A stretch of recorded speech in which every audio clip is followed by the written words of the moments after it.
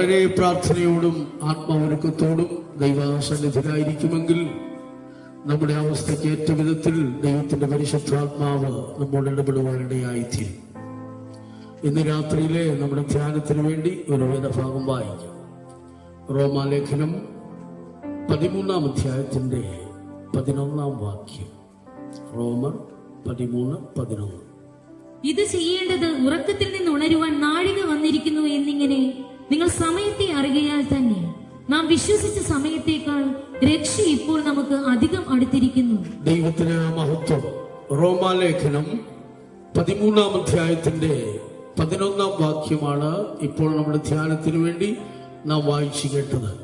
ഇത് ചെയ്യേണ്ടത് ഉറക്കത്തിൽ നിന്ന് ഉണരുവാൻ നാഴിക വന്നിരിക്കുന്നു എന്നിങ്ങനെ നിങ്ങൾ സമയത്തെ അറിയാൽ തന്നെ നാം വിശ്വസിച്ച സമയത്തേക്കാൾ രക്ഷ ഇപ്പോൾ നമുക്ക് അധികം അടുത്തിരിക്കുന്നു. ദൈവത്തിന് സ്തോത്രം. ഒരു പ്രത്യേക കാലഘട്ടത്തെ വെളിപ്പെടുത്തിക്കൊണ്ടാണ് ദൈവത്തിന്റെ പരിശുദ്ധാത്മാവ് ഇവിടെ സംസാരിക്കുന്നത്. വിശുദ്ധ പൗലോസിന്റെ 3-ാം മിഷണറി യാത്രയിൽ ഏതാണ്ട് AD 58 കാലഘട്ടങ്ങളിൽ കൊരിന്തിലെ ഗായോസിന്റെ ഭവനത്തിൽ വെച്ച് എഴുതിയ ലേഖനം, ഇത് ഫേബയുടെ കൈവശം റോമിലേക്ക് കൊടുത്തയച്ച അതിന്റെ ഒരു പകർപ്പിന്റെ ഒരു ഭാഗമാണ് ഇപ്പോൾ നാം വായിച്ചു കേട്ടത്. സഭാപിതാക്കന്മാർ ഇതിനെ 5-ാം സുവിശേഷമെന്നും പറയാറുണ്ട്. പൗലോസിന്റെ ഉപദേശങ്ങളുടെ അടിസ്ഥാനമായി ഇതിനെ കാണുവാൻ സാധിക്കും. വിശേഷിച്ച് മുഖപക്ഷമില്ലാത്ത ദൈവം യഹൂദനെയും യവനനെയും ഒക്കെ ഒരേ തട്ടിലാക്കിക്കൊണ്ട് വിശ്വസിക്കുന്ന ഏവർക്കും ലഭിക്കുന്ന ദൈവ നീതിയെ കുറിച്ചാണ് ഈ ലേഖനങ്ങൾ അധികമായി വെളിപ്പെടുത്തുന്നത്. ദൈവത്തിന് സ്തോത്രം. വിശേഷിച്ച് 16 അധ്യായങ്ങൾ മാത്രമേ ഇതിനകത്ത് ഉള്ളൂ എങ്കിലും ഏതാണ്ട് പഴയ നിയമ ഉദ്ധരണികൾ ഏതാണ്ട് 80-ലധികം, ഏതാണ്ട് 87ഓളം പ്രാവശ്യം പഴയ നിയമ ഉദ്ധരണികൾ അഥവാ പുതിയ നിയമത്തിൽ ഏറ്റവും അധികം പഴയ നിയമ ഭാഗങ്ങളെ ഉദ്ധരിച്ച് എഴുതിയിട്ടുള്ള ഒരു ലേഖനമാണ് റോമാലേഖനം. അതിൽ നിന്നും ഇതിന്റെ പ്രാധാന്യം എത്രമാത്രം വലുതാണ് എന്ന് മനസ്സിലാക്കാൻ സാധിക്കും. കാനോനിക ഗ്രന്ഥങ്ങളിൽ ഉൾപ്പെടുത്തിയതൊക്കെ പഴയ നിയമ ഉദ്ധരണികൾ ഉള്ളതും കർത്താവായ യേശുക്രിസ്തുവുമായി ബന്ധപ്പെട്ടതും വിശ്വസിക്കാൻ മതിയായതുമായ കാര്യങ്ങളാണ് രേഖപ്പെടുത്തിയത്. അതാണ് നമ്മൾ ഇന്ന് ഉപയോഗിക്കുന്ന 66 പുസ്തകങ്ങൾ. ദൈവത്തിന് സ്തോത്രം. ആകയാൽ തിരുവെഴുത്തിലെ ഓരോ സത്യങ്ങൾക്കും വളരെയധികം പ്രാധാന്യമുണ്ടെന്ന് മനസ്സിലാക്കാൻ വേണ്ടി ഞാൻ ഓർപ്പിച്ചതാണ്. വിശേഷിച്ച് ഇന്ന് നാം വായിച്ചതായ ഈ റോമാലേഖനത്തിലെ ഈ വാക്യങ്ങളിലൊക്കെ വളരെ പ്രാധാന്യമുള്ള ഊന്നൽ നൽകേണ്ടതായ വിഷയങ്ങളുണ്ട്. ദൈവത്തിന് സ്തോത്രം. നാം വന്നെത്തിയിരിക്കുന്ന ഈ കാലഘട്ടവുമായി ഈ തിരുവെഴുത്തിന് വളരെയധികം ബന്ധമുണ്ടെന്ന് ഓർക്കണം. ദൈവത്തിന് സ്തോത്രം. ഇന്ന് നാം ആയിരിക്കുന്ന ഈ കാലഘട്ടത്തെക്കുറിച്ചും നമ്മുടെ വ്യക്തിപരമായ ആത്മീയ ജീവിതത്തെക്കുറിച്ചും ദൈവവചനത്തിന്റെ അടിസ്ഥാനത്തിൽ ഒന്ന് വിലയിരുത്താൻ സാധിക്കുമെങ്കിൽ, ഒന്ന് ശോധന ചെയ്യാൻ സാധിക്കുമെങ്കിൽ അത് ജീവിതത്തിൽ ഓരോരുത്തർക്കും അത് വലിയ പ്രയോജനമായി തീരുമെന്ന് ഓർപ്പിക്കുകയാണ്. ദൈവത്തിന് സ്തോത്രം. ഒരു അന്ത്യ കാലഘട്ടത്തെ കുറിച്ചാണ് പ്രത്യേകമായി ഓർപ്പിക്കുന്നത്. നാം വിശ്വസിച്ച സമയത്തേക്കാൾ രക്ഷ അടുത്തിരിക്കുന്നു, നമുക്ക് അധികം അടുത്തിരിക്കുന്നു എന്നതിന്റെ പ്രധാനപ്പെട്ട പ്രതിപാദ്യ വിഷയം. ദൈവത്തിന് സ്തോത്രം. സമയത്തെ അറിയാതെ, കാലഘട്ടത്തെ വിവേചിക്കുവാൻ കഴിയാതെ ഇന്ന് ലോകത്തിൽ നീങ്ങുന്ന അനേക മനുഷ്യരെ നമുക്ക് കാണുവാൻ സാധിക്കും. ദൈവത്തിന് സ്തോത്രം. പ്രതികൂല സാഹചര്യങ്ങളെ മറന്നുകൊണ്ട് ദൈവത്തിന്റെ സന്നിധിയിലേക്ക് കടന്നു വന്നിരിക്കുന്ന നിങ്ങളൊക്കെ ഭാഗ്യമുള്ളവരാണ് പ്രിയരെ. ഇന്ന് രാത്രികാലം ദൈവത്തിന്റെ പരിശുദ്ധാത്മാവ് നമ്മുടെ ഹൃദയങ്ങളുടെ അവസ്ഥകൾ അനുസരിച്ച് ഇടപെടുവാൻ വീണ്ടും സമർപ്പണത്തോടെ നമുക്ക് കാത്തിരിക്കാം. ദൈവത്തിന് സ്തോത്രം. ഈ ലോകം എന്നും ഈ നിലയിൽ മുൻപോട്ട് പോകുകയില്ല എന്നുള്ളത് എല്ലാവരും മനസ്സിലാക്കിക്കൊള്ളണം. ഒരു പക്ഷേ നമ്മൾ ആക്കേണ്ടതാണെങ്കിലും ആക്കാതെ പോകുന്ന സാഹചര്യങ്ങളുണ്ട്. കാരണം സാഹചര്യങ്ങൾക്കനുസരിച്ച് മനുഷ്യൻ മുൻപോട്ട് പോകുന്നതാണ് ഇപ്പോഴും കാണുവാൻ സാധിക്കുന്നത്. ദൈവത്തിന് സ്തോത്രം. ഇപ്പോൾ ഇവരുടെ സാക്ഷ്യം നാം കേട്ടല്ലോ. ഒരു മനുഷ്യനും നശിച്ചു പോകുന്ന ദൈവത്തിന്റെ ഇഷ്ടമല്ല. ഈ വിശ്വാസത്തിലേക്ക്, ആത്മീയ അനുഭവത്തിലേക്ക് കടന്നു വന്നതിന് ശേഷം പിന്നെയും താൻ ദൈവകൃപ വിട്ട് പഴയ സമൂഹത്തിലേക്ക് പോയിട്ടും ആ വ്യക്തിയെ വിട്ടുകളയുവാൻ ദൈവം തയ്യാറായില്ല. ദൈവത്തിന്റെ സ്നേഹത്തിന്റെ ആഴം പിന്നെയും തന്നെ ഈ നാട്ടൊരുവോട് ഒട്ടിച്ച് ചേർക്കുവാനിടയായിത്തീർന്നു. കർത്താവ് ഒരു മനുഷ്യനെ കുറിച്ച് ആഗ്രഹിക്കുന്ന കാര്യങ്ങൾ എത്ര വലുതാണ്. ഒരു മനുഷ്യൻ നശിച്ചു പോകാൻ ആഗ്രഹിക്കുന്നില്ല. ഈ ചിങ്ങവനം ദേശവാസികളോട്, ഞങ്ങളുടെ കേൾവിക്കാരോട് പറയുന്നത്, ദൈവത്തിന്റെ ഉദ്ദേശം നിവർത്തിക്കപ്പെടുവാൻ, ഈ ദേശത്ത് ഈ കേൾക്കുന്ന വചനത്തിന്റെ ഉദ്ദേശം നിവർത്തിക്കപ്പെടുവാൻ പരിശുദ്ധാത്മാവിന്റെ രാത്രികാലം ഒരു പ്രവർത്തനം ചെയ്യാൻ പോവുകയാണ്. വളരെയധികം ദാഹത്തോടെ ദൈവസന്നിധിയോട് അടുത്ത് വരുമെങ്കിൽ നമ്മുടെ ഹൃദയത്തിൽ ഏറ്റവും ദൈവം ഇടപെടുവാനിടയായിത്തീരും. ഒന്നാമത് മനസ്സിലാക്കേണ്ടത്, ഈ ലോകം എന്നും ഈ നിലയിൽ മുൻപോട്ട് പോകുകയില്ല. ഇതൊരു അന്ത്യത്തിലേക്ക് പോയിക്കൊണ്ടിരിക്കുകയാണ്. തിരുവചന സത്യങ്ങളെല്ലാം അതുപോലെ നിറവേറിക്കൊണ്ടിരിക്കുകയാണ്. എങ്ങും അധർമ്മങ്ങൾ കൊടികുത്തി വാണുകൊണ്ടിരിക്കുന്ന ഒരു സാഹചര്യത്തെ നമുക്ക് കാണുവാൻ സാധിക്കും. മൂല്യച്യുതികൾ പോലും നഷ്ടപ്പെട്ടുകൊണ്ടിരിക്കുന്ന, മൂല്യച്യുതികൾ സംഭവിച്ചുകൊണ്ടിരിക്കുന്ന ആത്മീയ ലോകത്തെ നമുക്ക് കാണുവാൻ സാധിക്കും. പാപത്തിന് പുതിയ വാതിലുകൾ തുറക്കുന്ന മാധ്യമങ്ങളെ അധികം കാണുവാൻ സാധിക്കുന്നു. ദൈവത്തെ ആത്മാവിലും സത്യത്തിലും ആരാധിക്കേണ്ടതായ മനുഷ്യൻ പിശാചിനെ തന്നെ ആരാധിക്കാൻ തുടങ്ങിയ സാഹചര്യമാണല്ലോ. ദൈവത്തിന് സ്തോത്രം. നിരീശ്വരവാദികൾ മറ്റൊരു ഭാഗത്ത് പ്രവർത്തിച്ചു കൊണ്ടിരിക്കുന്നു. ദൈവത്തിന് സ്തോത്രം. മദ്യത്തിനും മയക്കുമരുന്നിനും സ്കൂളുകൾ പോലും വേദിയായിക്കൊണ്ടിരിക്കുമ്പോൾ തീവ്രവാദികൾ, മാവോയിസ്റ്റുകൾ, മാഫിയകൾ, അതേ കൊള്ളസംഘക്കാർ, ഭീകര സംഘടനകൾ, മതഭ്രാന്തന്മാർ, വർഗീയവാദികൾ, ലവ് ജിഹാദ്, നാർക്കോട്ടിക് ജിഹാദ്, ഇങ്ങനെ പലവിധ, ഇത് കൂടാതെ സാത്താനെ സേവിക്കുവാൻ വേണ്ടി ജനങ്ങൾ ഇറങ്ങിപ്പോകുന്നു. ദൈവത്തിന് സ്തോത്രം. കേരളത്തിൽ തന്നെ ബ്ലാക്ക് മാസ് അല്ലെങ്കിൽ കറുത്ത കുർബാന നടത്തുന്നവരുടെ എണ്ണം വർദ്ധിച്ചുകൊണ്ടിരിക്കുകയാണ്. ദൈവത്തിന് സ്തോത്രം. അതായത് ഒരു കാലത്ത് മറഞ്ഞിരുന്നതായ മനുഷ്യർ, അതേ ലജ്ജയായി പറയാൻ തോന്നിയ വിഷയങ്ങളൊക്കെ ഇപ്പോൾ പരസ്യമായി പറയുവാൻ ലജ്ജയില്ലാത്ത നിലയിലേക്ക് ലോകമായിക്കൊണ്ടിരിക്കുകയാണ്. ദൈവത്തിന് സ്തോത്രം. കേരളത്തിന്റെ വിവിധ പ്രധാന കേന്ദ്രങ്ങൾ അഥവാ പ്രധാന നഗരങ്ങളൊക്കെ ഇങ്ങനെയുള്ള ആരാധനകൾ കേന്ദ്രീകരിച്ച് പ്രവർത്തിച്ചു കൊണ്ടിരിക്കുകയാണ്. ദൈവത്തിന് സ്തോത്രം. അതേ കറുത്ത കുപ്പായം അണിഞ്ഞുകൊണ്ട്, കുരിശ് തലകീഴായി വെച്ചുകൊണ്ട്, തലയോട്ടികൾ വെച്ചും ബൈബിൾ വിരിച്ച് അതിന് മുകളിൽ നൃത്തം ചെയ്തും തുടർന്ന് അവർ ചെയ്യുന്ന കാര്യങ്ങൾ പറയുന്നത് തന്നെ ലജ്ജയുള്ള കാര്യങ്ങളാണ്. അങ്ങനെയുള്ളതായ സാത്താന്യ സേവകൾ നടത്തിക്കൊണ്ട്, സാത്താന്യ ശക്തികളെ ആവാഹിച്ചുകൊണ്ട് അവർ ദോഷത്തിലേക്ക് മുതിർന്നുകൊണ്ടിരിക്കുകയാണ്. ഈ കൂട്ടത്തിലുള്ളവർ സാധാരണക്കാരല്ല, VIP-കളായ മനുഷ്യർ, മെഡിക്കൽ കോളേജ് നടത്തുന്നവർ, ഉന്നത ബിരുദധാരികളൊക്കെ ഈ സാത്താൻ സേവയുടെ ആരാധകരായി മാറിക്കൊണ്ടിരിക്കുന്നു. ഇത് നിമിത്തമായി കൊച്ചു കുട്ടികൾ പോലും കുലപാതകരായി മാറുകയാണ്. സ്തോത്രം. കൂട്ട മരണ നിരക്കുകളുടെ എണ്ണമൊക്കെ വർദ്ധിച്ചുകൊണ്ടിരിക്കും. മാധ്യമങ്ങളിലൊക്കെ ഇങ്ങനെയുള്ള പ്രവർത്തനങ്ങൾ മുഖേന സമൂഹത്തിൽ സംഭവിക്കുന്ന അധർമ്മങ്ങളും തെറ്റായ പ്രവർത്തികളുമൊക്കെ ഞെട്ടലോട് കേൾക്കുമ്പോൾ ലോകം എവിടേക്ക് പോകുന്നു നാം ചിന്തിക്കേണ്ടിയിരിക്കുന്നു. ദൈവത്തിന് സ്തോത്രം. നോഹയുടെ കാലം പോലെ, അതേ ലോത്തിന്റെ കാലം പോലെ എന്ന് തന്നെ പറഞ്ഞു തീർക്കാൻ സാധിക്കില്ല. അതിനേക്കാൾ ഭയാനകമായ ഒരു കാലം വന്നുകൊണ്ടിരിക്കുകയാണ്. ലൂസിഫർ ലോകത്തിന്റെ ഭരണം നടത്താൻ പോകുന്നുള്ള സിനിമകൾ വരെ ഇറങ്ങിക്കൊണ്ടിരിക്കുകയാണ്. ഞാൻ എന്തിനു വേണ്ടിയാണ് ഇതൊക്കെ പറയുന്നത്? ലോകം തന്നെ വെളിപ്പെടുത്തിക്കൊണ്ടിരിക്കുകയാണ്. ലോകത്തിനൊരു അന്ത്യം വന്നുകൊണ്ടിരിക്കുന്നു. എതിർ ക്രിസ്തു ലോകത്തിന്റെ ഭരണം ഏറ്റെടുത്തുകൊണ്ടിരിക്കുന്നു. ദൈവത്തിന് സ്തോത്രം. പ്രിയരെ, തിരുവചന സത്യങ്ങൾ എത്രയോ യാഥാർത്ഥ്യമാണ്. മാറ്റിക്കൂടാൻ കഴിയാത്ത സത്യങ്ങൾ ഇന്ന് നിറവേറിക്കൊണ്ടിരിക്കുകയാണ്. ദൈവത്തിന്റെ വചനം എന്തു പറയുന്നു? ആകാശത്തിനും ഭൂമിക്ക് മാറ്റം വന്നിരുന്നാലും ദൈവത്തിന്റെ സത്യവചനങ്ങൾക്ക് മാറ്റമില്ല. പ്രിയരെ, ദൈവത്തിന് സ്തോത്രം. ആൽബർട്ട് ഐൻസ്റ്റീൻ എന്ന് പറയുന്ന ആ തിയറി ഓഫ് റിലേറ്റിവിറ്റി അല്ലെങ്കിൽ ആപേക്ഷിക സിദ്ധാന്തം ആവിഷ്കരിച്ചതായ നോബൽ ജേതാവായിരുന്നായ ഈ ആൽബർട്ട് ഐൻസ്റ്റീൻ ലോകം കണ്ടതിൽ ശാസ്ത്ര ലോകത്തിൽ മഹാനായ ഒരു മനുഷ്യനായിരുന്നു. അദ്ദേഹത്തിന്റെ പിൻഗാമി എന്നറിയപ്പെടുന്ന ഒരു മനുഷ്യനുണ്ടായിരുന്നു. അദ്ദേഹം മോട്ടോർ ന്യൂട്രോൺ എന്ന രോഗം ബാധിച്ച് വീൽ ചെയറിൽ തന്നെ കാലം കഴിച്ച ഒരു മനുഷ്യനായിരുന്നു. എഴുന്നേറ്റ് നിവർന്ന് നിൽക്കുവാൻ പോലും ശക്തിയില്ലായെങ്കിലും ആ വീൽ ചെയറിൽ ഇരുന്നു കൊണ്ട് പ്രപഞ്ചത്തിന്റെ പ്രതിഭാസങ്ങളെ പറ്റി നൂതന ശാസ്ത്ര തത്വങ്ങളൊക്കെ കണ്ടെത്തിയതായ മാസ്റ്റർ ഓഫ് ദ യൂണിവേഴ്സ് എന്ന അപരനാമം അറിയപ്പെട്ടതായ ഒരു മനുഷ്യനെ അദ്ദേഹമാണ് സ്റ്റീഫൻ ഹോക്കിൻസ്. ദൈവത്തിന് സ്തോത്രം. പ്രപഞ്ചത്തെ കുറിച്ച് നൂതനമായ കാര്യങ്ങൾ, അതേ ആശ്ചര്യപൂർവമായ കാര്യങ്ങളൊക്കെ ലോകത്തിന് വെളിപ്പെടുത്തി കൊടുത്തായ ഒരു മനുഷ്യനായിരുന്നു. ദൈവത്തിന് സ്തോത്രം. അദ്ദേഹം പറഞ്ഞൊരു കാര്യം ഞാൻ നിങ്ങളുടെ ശ്രദ്ധയിലേക്ക് കൊണ്ടുവരികയാണ്. എന്തിനു വേണ്ടിയാണ് ഇത് പറഞ്ഞത്? ഇദ്ദേഹം ലോകത്തിൽ ശ്രദ്ധ ആകർഷിച്ച ശാസ്ത്രജ്ഞന്മാരുടെ പ്രഭുവായി ലോകത്തിൽ പ്രവർത്തിച്ചു കൊണ്ടിരുന്ന ഒരു മനുഷ്യനായിരുന്നു. ജ്യോതിർഗോളങ്ങളെ കുറിച്ചൊക്കെ ധാരാളമായി പരീക്ഷണം നടത്തി പഠനം സ്ഥിരീകരിച്ചുകൊണ്ട് പലതും ലോകത്തിന് വെളിപ്പെടുത്തി കൊടുത്ത മനുഷ്യനായിരുന്നു. അദ്ദേഹം പറഞ്ഞത് ഇങ്ങനെയായിരുന്നു: അതെ, ജ്യോതിർഗോളങ്ങൾ പ്രകാശം കൊടുക്കാതിരിക്കുന്ന ഒരു കാലം വരാൻ പോകുന്നു. ഇന്ന് കാണപ്പെടുന്ന സൂര്യൻ അസ്തമിക്കാൻ പോകുന്നതിന് പ്രകാശമില്ലാത്തൊരു സമയം വരാൻ പോകുന്നു. നാം കാണുന്നതായ ഈ സൂര്യൻ എന്ന് പറയുന്ന ഭൂമിയുടെ ഏതാണ്ട് 10 ലക്ഷം മടങ്ങ് വലിപ്പമുണ്ട്. 15 കോടി കിലോമീറ്ററുകൾക്ക് അപ്പുറം നിൽക്കുന്നത് കൊണ്ടാണ് അതിന്റെ ചൂട് അധികം നമ്മൾ അറിയാത്തത്. 78% ഹീലിയവും 78% ഹൈഡ്രജനും 28% ഹീലിയവും 2% മൂലകങ്ങളൊക്കെ നിറഞ്ഞതായ ഈ സൂര്യൻ ഏതാണ്ട് 78 കോടി ടൺ ഹൈഡ്രജനെ സെക്കൻഡുകൾ കൊണ്ട് ഹീലിയമാക്കി ഒരു വലിയ ഊർജ സ്രോതസ്സായി പ്രവർത്തിച്ചുകൊണ്ട് ലോകത്തെ മുഴുവൻ പ്രകാശിപ്പിച്ചുകൊണ്ടിരിക്കുന്നു. എന്നാൽ ശാസ്ത്രലോകം കണ്ടത് സൺസ്പോട്ടുകൾ ധാരാളം കണ്ടുകൊണ്ടിരിക്കുന്നു. സൂര്യ കളങ്കങ്ങളാൽ സൂര്യൻ കറുക്കാൻ തുടങ്ങുന്നു. എന്നാൽ വേദപുസ്തകം എന്ത് പറയുന്നു? സൂര്യൻ കരിമ്പടം പോലെ കറുക്കും. ശാസ്ത്രലോകം പറഞ്ഞതൊക്കെ അതേ ദൈവവചന യാഥാർത്ഥ്യങ്ങളാണെന്ന് മനസ്സിലാക്കാൻ വേണ്ടി പറയുകയാണ്. ദൈവത്തിന് സ്തോത്രം. അദ്ദേഹം പറഞ്ഞു, നമുക്ക് വെളിയിൽ മറ്റൊരു ലോകമുണ്ട്. സ്തോത്രം. സ്റ്റീഫൻ ഹോക്കിൻസ് പറഞ്ഞതാണ്, നമുക്ക് വെളിയിൽ മറ്റൊരു ലോകമുണ്ട്. ശാസ്ത്രത്തിന്റെ ഭാഷയിൽ താൻ പറഞ്ഞത് അത് ഏലിയൻസ് ആണ് അത് അവിടെ കാണുന്നത്. അന്യഗ്രഹ ജീവികൾ അവിടെ ഉണ്ട്.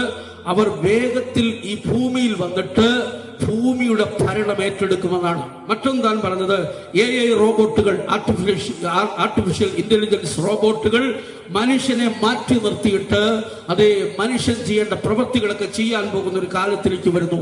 മറ്റൊന്ന് ന്യൂക്ലിയർ വെപ്പൺസിനാൽ ഈ ലോകത്തിലെ മനുഷ്യരെ തുടച്ചു നീക്കുന്ന ഒരു സമയം വരാൻ പോകുന്നു. അതുപോലെ ആഗോള താപനം. ദൈവത്തിന് സ്തോത്രം. ആഗോള താപനം എന്ന് പറയുമ്പോൾ സാധാരണ വിധത്തിൽ ചിന്തിക്കുവാനുള്ളതല്ല. ദൈവത്തിന് സ്തോത്രം. അതെ, ഇന്ന് ഭൂമിയെ അത് നിലനിർത്തിക്കൊണ്ടിരിക്കുന്നത് ദൈവത്തിന്റെ ഒരു പരിരക്ഷയാണ്. പ്രാർത്ഥിക്കുന്ന വിശുദ്ധന്മാർ, ദൈവജനമൊക്കെ ഈ ഭൂമിയിലുള്ളത് അത് നമ്മുടെ രക്ഷയാണ്. സ്തോത്രം. അധർമ്മത്തിന്റെ മർമ്മം വ്യാപരിച്ചു കൊണ്ടിരിക്കുന്നു. തടുക്കുന്നവൻ വഴിയിൽ നിന്ന് നീങ്ങിപ്പോകണമെന്ന് ബൈബിൾ പറയുന്നു. ആരാണ് തടഞ്ഞു വെച്ചിരിക്കുന്നത്?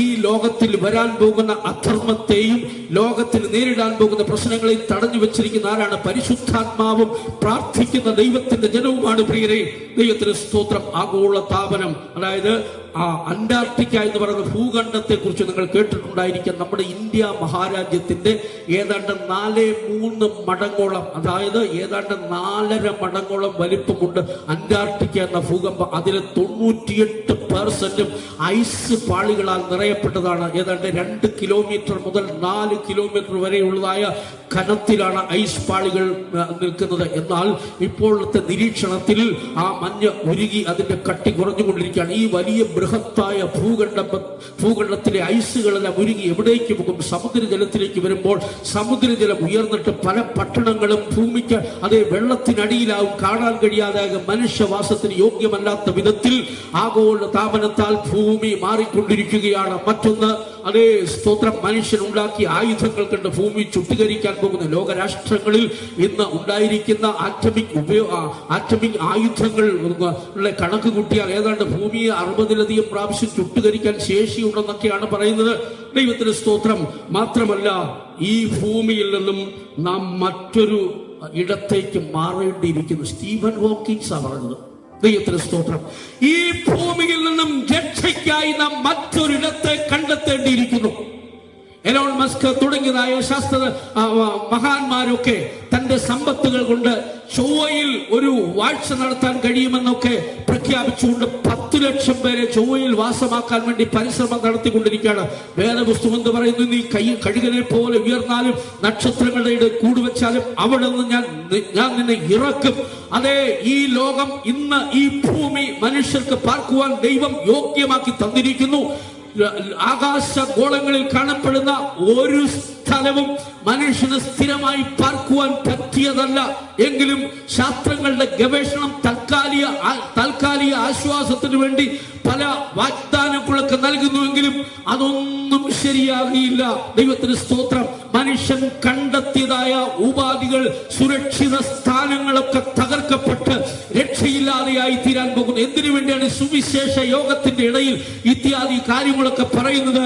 അതെ, നാം ഓരോരുത്തരും വളരെ കരുതലോടെ കണ്ടെത്തേണ്ടതായ ചില സത്യങ്ങളുണ്ട്. പ്രിയരെ, ദൈവത്തിന് സ്തോത്രം. ഈ ഭൂമിയിൽ നിന്ന് നാം മറ്റൊരിടം തേടേണ്ടിയിരിക്കുന്നു. എവിടേക്ക് പോകും? ദൈവത്തിന് സ്തോത്രം. വേദപുസ്തകം എന്ത് പറയുന്നു? ഇവിടെ നമുക്ക് നിലനിൽക്കുന്ന നഗരമില്ല. ഇളകാത്ത രാജ്യം പ്രാപിക്കേണ്ടതിന് ഭയത്തോടെ വിറയലോടെ സേവിക്കാൻ പറയുകയാണ്. ദൈവത്തിന് സ്തോത്രം. സോക്രട്ടീസ് ഒരിക്കൽ പറഞ്ഞത്, മനുഷ്യ ആത്മാവിന് സുരക്ഷിതമായി ഒരിടം കണ്ടെത്തുവാൻ കഴിയുമെങ്കിൽ, ഗ്രീക്ക് തത്വചിന്തകനായ സോക്രട്ടീസ് പറയുകയാണ്, മരിക്കുന്നതിന് മുൻപ് മനുഷ്യാത്മാവിന് അതേ സുരക്ഷിതമായി ഇടം കണ്ടെത്തുവാൻ കഴിയുന്നെങ്കിൽ അവനാണ് ഭാഗ്യവാൻ. തത്വചിന്തകന്മാരും ശാസ്ത്രലോകവും ഒക്കെ വെളിപ്പെടുത്തുന്ന ഒരു സത്യമുണ്ട്. സ്തോത്രം. ശ്രേഷ്ഠമായ ഒരു നിലയിലേക്ക് മനുഷ്യ ജീവിതം എത്തിച്ചേർന്നില്ലെങ്കിൽ ഒരു ഭയാനകമായ അവസ്ഥ ലോകത്തിന് വരാൻ പോകുന്നു. വേദപുസ്തകം എന്ത് പറയുന്നു? 1 പത്രോസ് 3-ാം അധ്യായത്തിന്റെ 2 പത്രോസ് 3-ന്റെ 5-7 വാക്യങ്ങളിലേക്ക് വരുമ്പോൾ, ആകാശവും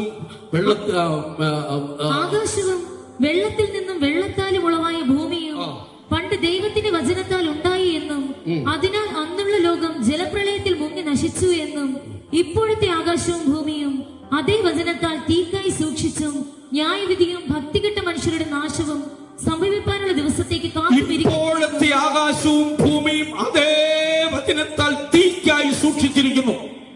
മാറ്റമില്ലാത്ത ദൈവവചന സത്യം പറയുകയാണ്.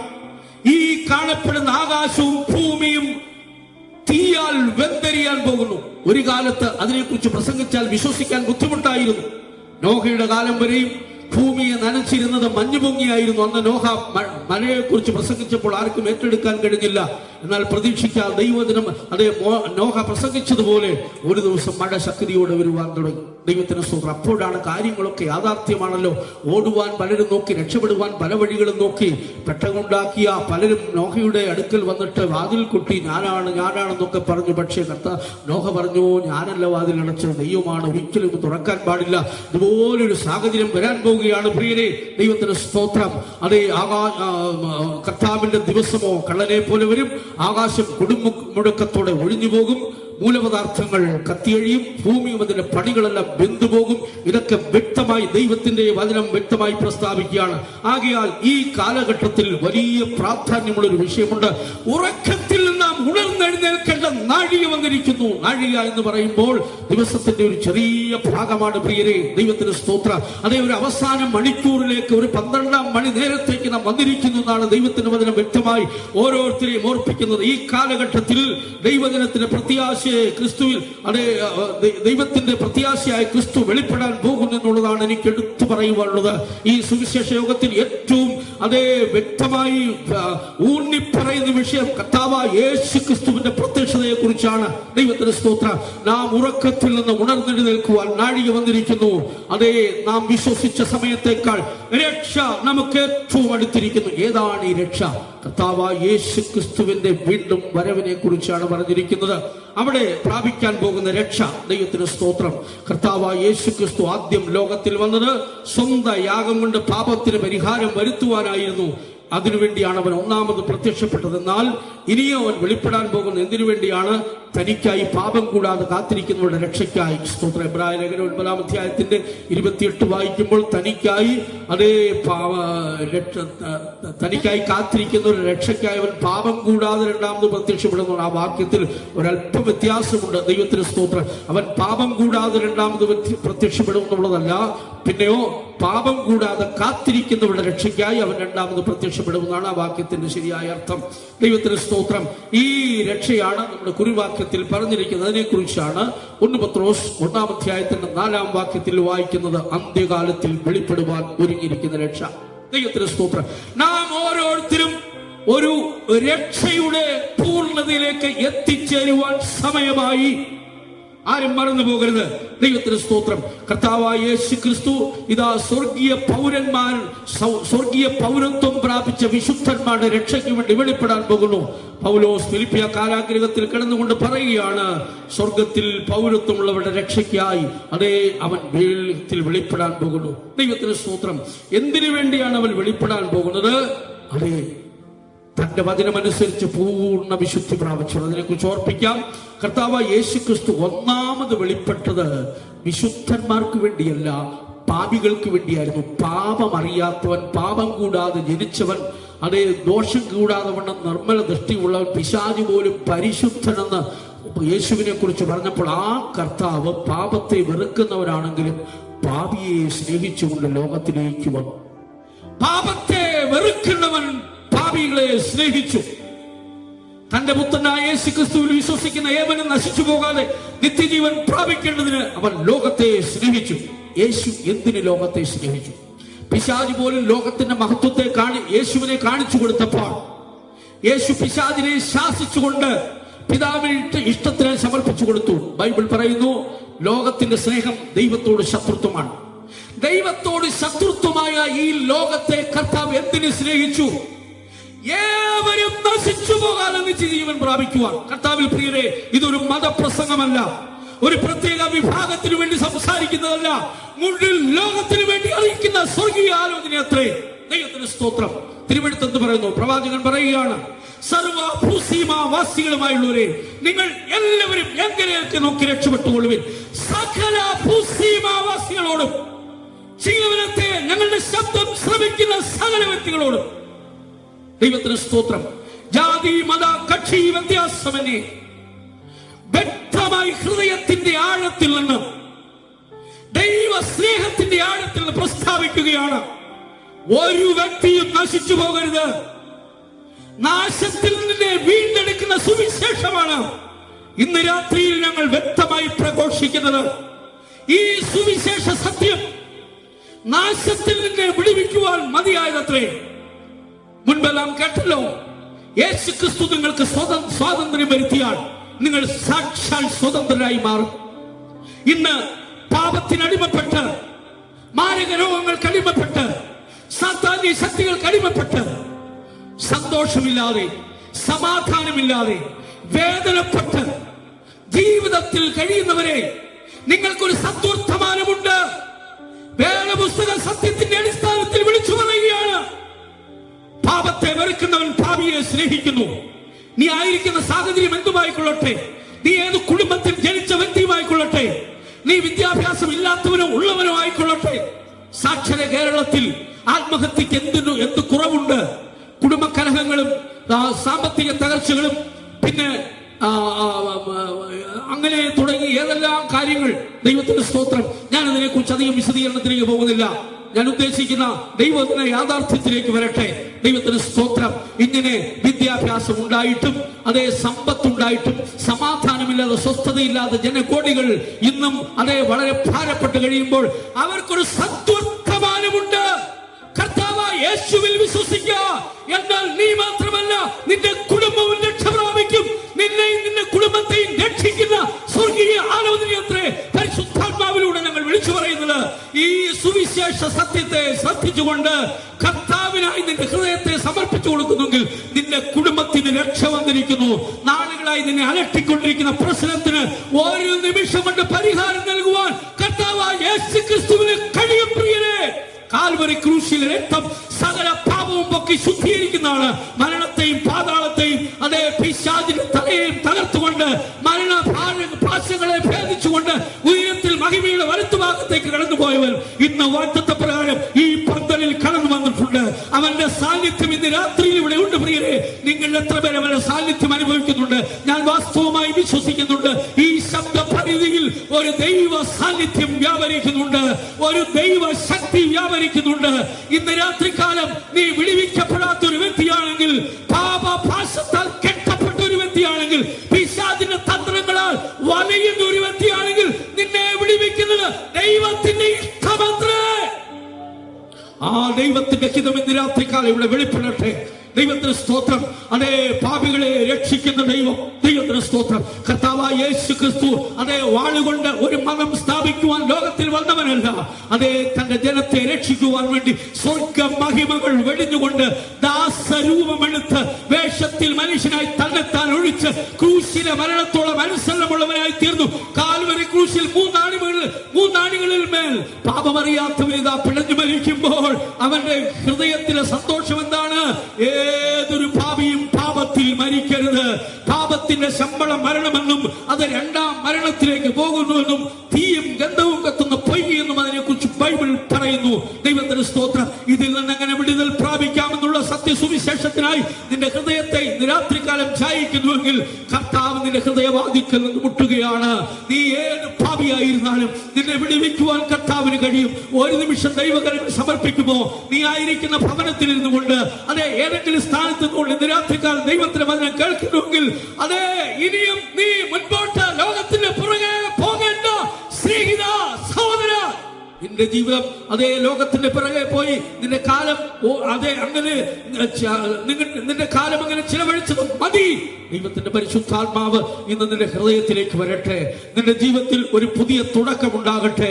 നിന്റെ ഹൃദയത്തിൽ നാളുകളായി പോരാടിക്കൊണ്ടിരുന്ന ആ പാപത്തിന്റെ ശക്തികൾ നിനക്ക് വിടുതലുണ്ടാകട്ടെ. യേശു ക്രിസ്തുവിന്റെ രക്തം സകല പാപവും പോക്കി നമ്മെ ശുദ്ധീകരിക്കും. എത്ര പേര് വിശ്വസിക്കുന്നു? ഹല്ലേലൂയ. പാപമവൻ പോക്കും, നിന്റെ രോഗമവൻ നീക്കും. ആമേൻ. ഹല്ലേലൂയ. പാപമവൻ പോക്കും, നിന്റെ രോഗമവൻ നീക്കും.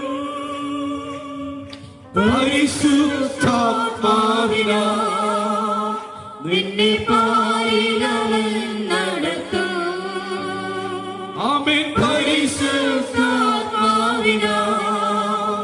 നിന്നെ പാലിലവൻ നടത്തും. ആമേൻ. പാപമവൻ പോക്കും, നിന്റെ രോഗമവൻ നീക്കും. പാപമവൻ പോക്കും, നിന്റെ രോഗമവൻ നീക്കും. പരിശുദ്ധാത്മാവിനാൽ നിന്നെ പാലിലവൻ നടത്തും. പരിശുദ്ധാത്മാവിനാൽ നിന്നെ പാലിലവൻ നടത്തും. ഹല്ലേലൂയ. യേശുവിനെ ഹൃദയം കൊണ്ട് വിശ്വസിച്ച് രക്ഷയ്ക്കായി വായ് കൊണ്ട് ഏറ്റുപറയുമ്പോൾ നിന്റെ ജീവിതത്തിൽ രക്ഷയുടെ പ്രവൃത്തി തുടങ്ങുകയാണ്. തുടർന്ന് രക്ഷയുടെ വിവിധ അനുഭവങ്ങളിലൂടെ മനുഷ്യനെ ദൈവം വളർത്തിയെടുക്കുന്നു. എന്തിനു വേണ്ടിയാണ് ഇങ്ങനെ വളർത്തിയെടുക്കുന്നത്? അന്ത്യരക്ഷ, ഇല്ലെങ്കിൽ ശരീര വീണ്ടെടുപ്പ് എന്നൊരു സത്യമുണ്ട്. ദൈവത്തിന് സ്തോത്രം. ആ വിഷയമാണ് പ്രധാനമായി ഞാൻ നിങ്ങളെ ഓർപ്പിക്കുവാൻ ആഗ്രഹിക്കുന്നത്. ദൈവത്തിന് സ്തോത്രം. ആകയാൽ പാപത്തിന്റെ പരിഹാരം പ്രാപിച്ചുകൊണ്ട്, അതെ, യേശുക്രിസ്തുവിലൂടെ നിന്റെ ജീവിതത്തെ രക്ഷയുടെ അനുഭവത്തിലേക്ക് നിന്റെ മാനസാന്തരം, മനസ്സിനുണ്ടാകുന്ന രൂപാന്തരം, അപ്പോൾ നീ ഒരു പുതിയ സൃഷ്ടിയായി മാറുകയാണ്.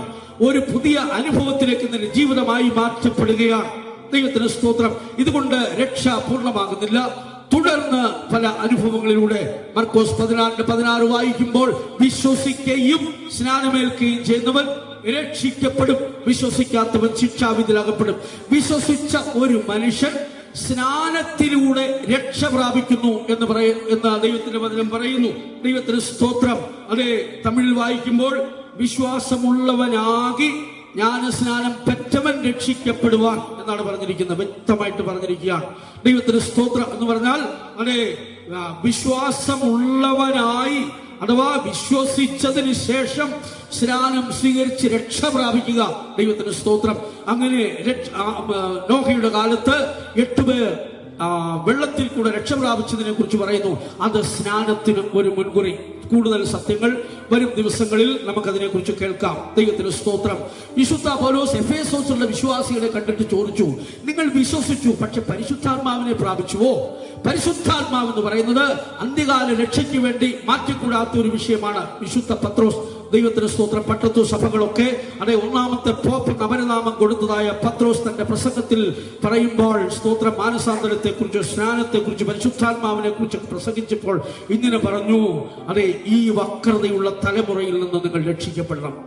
ഈ വക്രതയുള്ള തലമുറയിൽ നിന്ന് യഥാർത്ഥമായ ഒരു രക്ഷ പ്രാപിക്കണം എന്ന് പറഞ്ഞാൽ, ഈ 4 പേർക്കൊപ്പവും നാട്ടുകാർക്കൊപ്പവും ജീവിച്ചുള്ള ഒരു ജീവിതമല്ല ക്രിസ്തീയ ജീവിതത്തിന്റെ ഉന്നതമായ അനുഭവത്തിലേക്കുള്ള വളർച്ചയെന്നൊന്ന് മനസ്സിലാക്കിക്കൊള്ളണം. ഈ ലോകത്തോട് ചേരാത്ത ഒരു ജീവിതമുണ്ട്. കടലിൽ കിടക്കുന്ന മത്സ്യം ഉപ്പുവെള്ളത്തിൽ കിടക്കുന്നുവെങ്കിലും ഉപ്പ് അതിൽ അല്പം പോലും പ്രവേശിക്കുന്നില്ല. എന്തുകൊണ്ടാണ് ഉപ്പ് പ്രവേശിക്കാത്തത്? അതിന് ജീവനുണ്ട്. ദൈവത്തിന് സ്തോത്രം. ചത്തു കഴിഞ്ഞാൽ പെട്ടെന്നതിൽ ഉപ്പ് കയറും. അതാണ് ഉണക്ക മത്സ്യം. ദൈവത്തിന് സ്തോത്രം. ഉണക്ക മത്സ്യം ഇനി ശരിയായി ഉപയോഗിക്കണമെങ്കിൽ ശരിയായി കഴിക്കാൻ അതിന് ഉപ്പ് കുറച്ചെങ്കിലേ പറ്റുള്ളൂ. പക്ഷേ പച്ച മത്സ്യം കറി വയ്ക്കുമ്പോൾ ഉപ്പില്ലാതെ ഉപയോഗിക്കാനും പറ്റുകയില്ല. ജീവനുള്ളിടത്തോളം ഉപ്പ് അതിൽ പ്രവേശിക്കുകയില്ല. ലോകമാലിന്യങ്ങൾ ഏൽക്കാതിരിക്കാൻ സ്വർഗീയ ജീവനാൽ നിറയപ്പെട്ട ഒരു ആത്മീയ ജീവനമുണ്ട് പ്രിയരെ. അതിലേക്ക് നാം കടന്നു വരണം. ദൈവത്തിന് സ്തോത്രം. അങ്ങനെ ഉപദേശ സത്യങ്ങളിലേക്ക് നാം കടന്നു വരണം. പത്രോസിന്റെ പ്രസംഗത്തിൽ അന്ന് തന്റെ പ്രസംഗം കേട്ടവർ വക്രതയുള്ള തലമുറയുടെ നടുവിൽ നിന്ന് രക്ഷിക്കപ്പെട്ടവർ മാത്രമല്ല, പിന്നെ അവർ അപ്പോസ്തലന്മാരോട് ചേർന്ന ഉപദേശം കേട്ട് കൂട്ടായ്മ ആചരിച്ച് അപ്പം നുറുക്കിപ്പോയതായിട്ട് കാണാൻ സാധിക്കും. ദൈവത്തിന് സ്തോത്രം. ഇത് വളരെ ശ്രദ്ധയോടെ മനസ്സിലാക്കേണ്ടതായ ഒരു വിഷയമാണ്. അപ്പോസ്തലിക ഉപദേശം എന്തിനു വേണ്ടിയാണ്?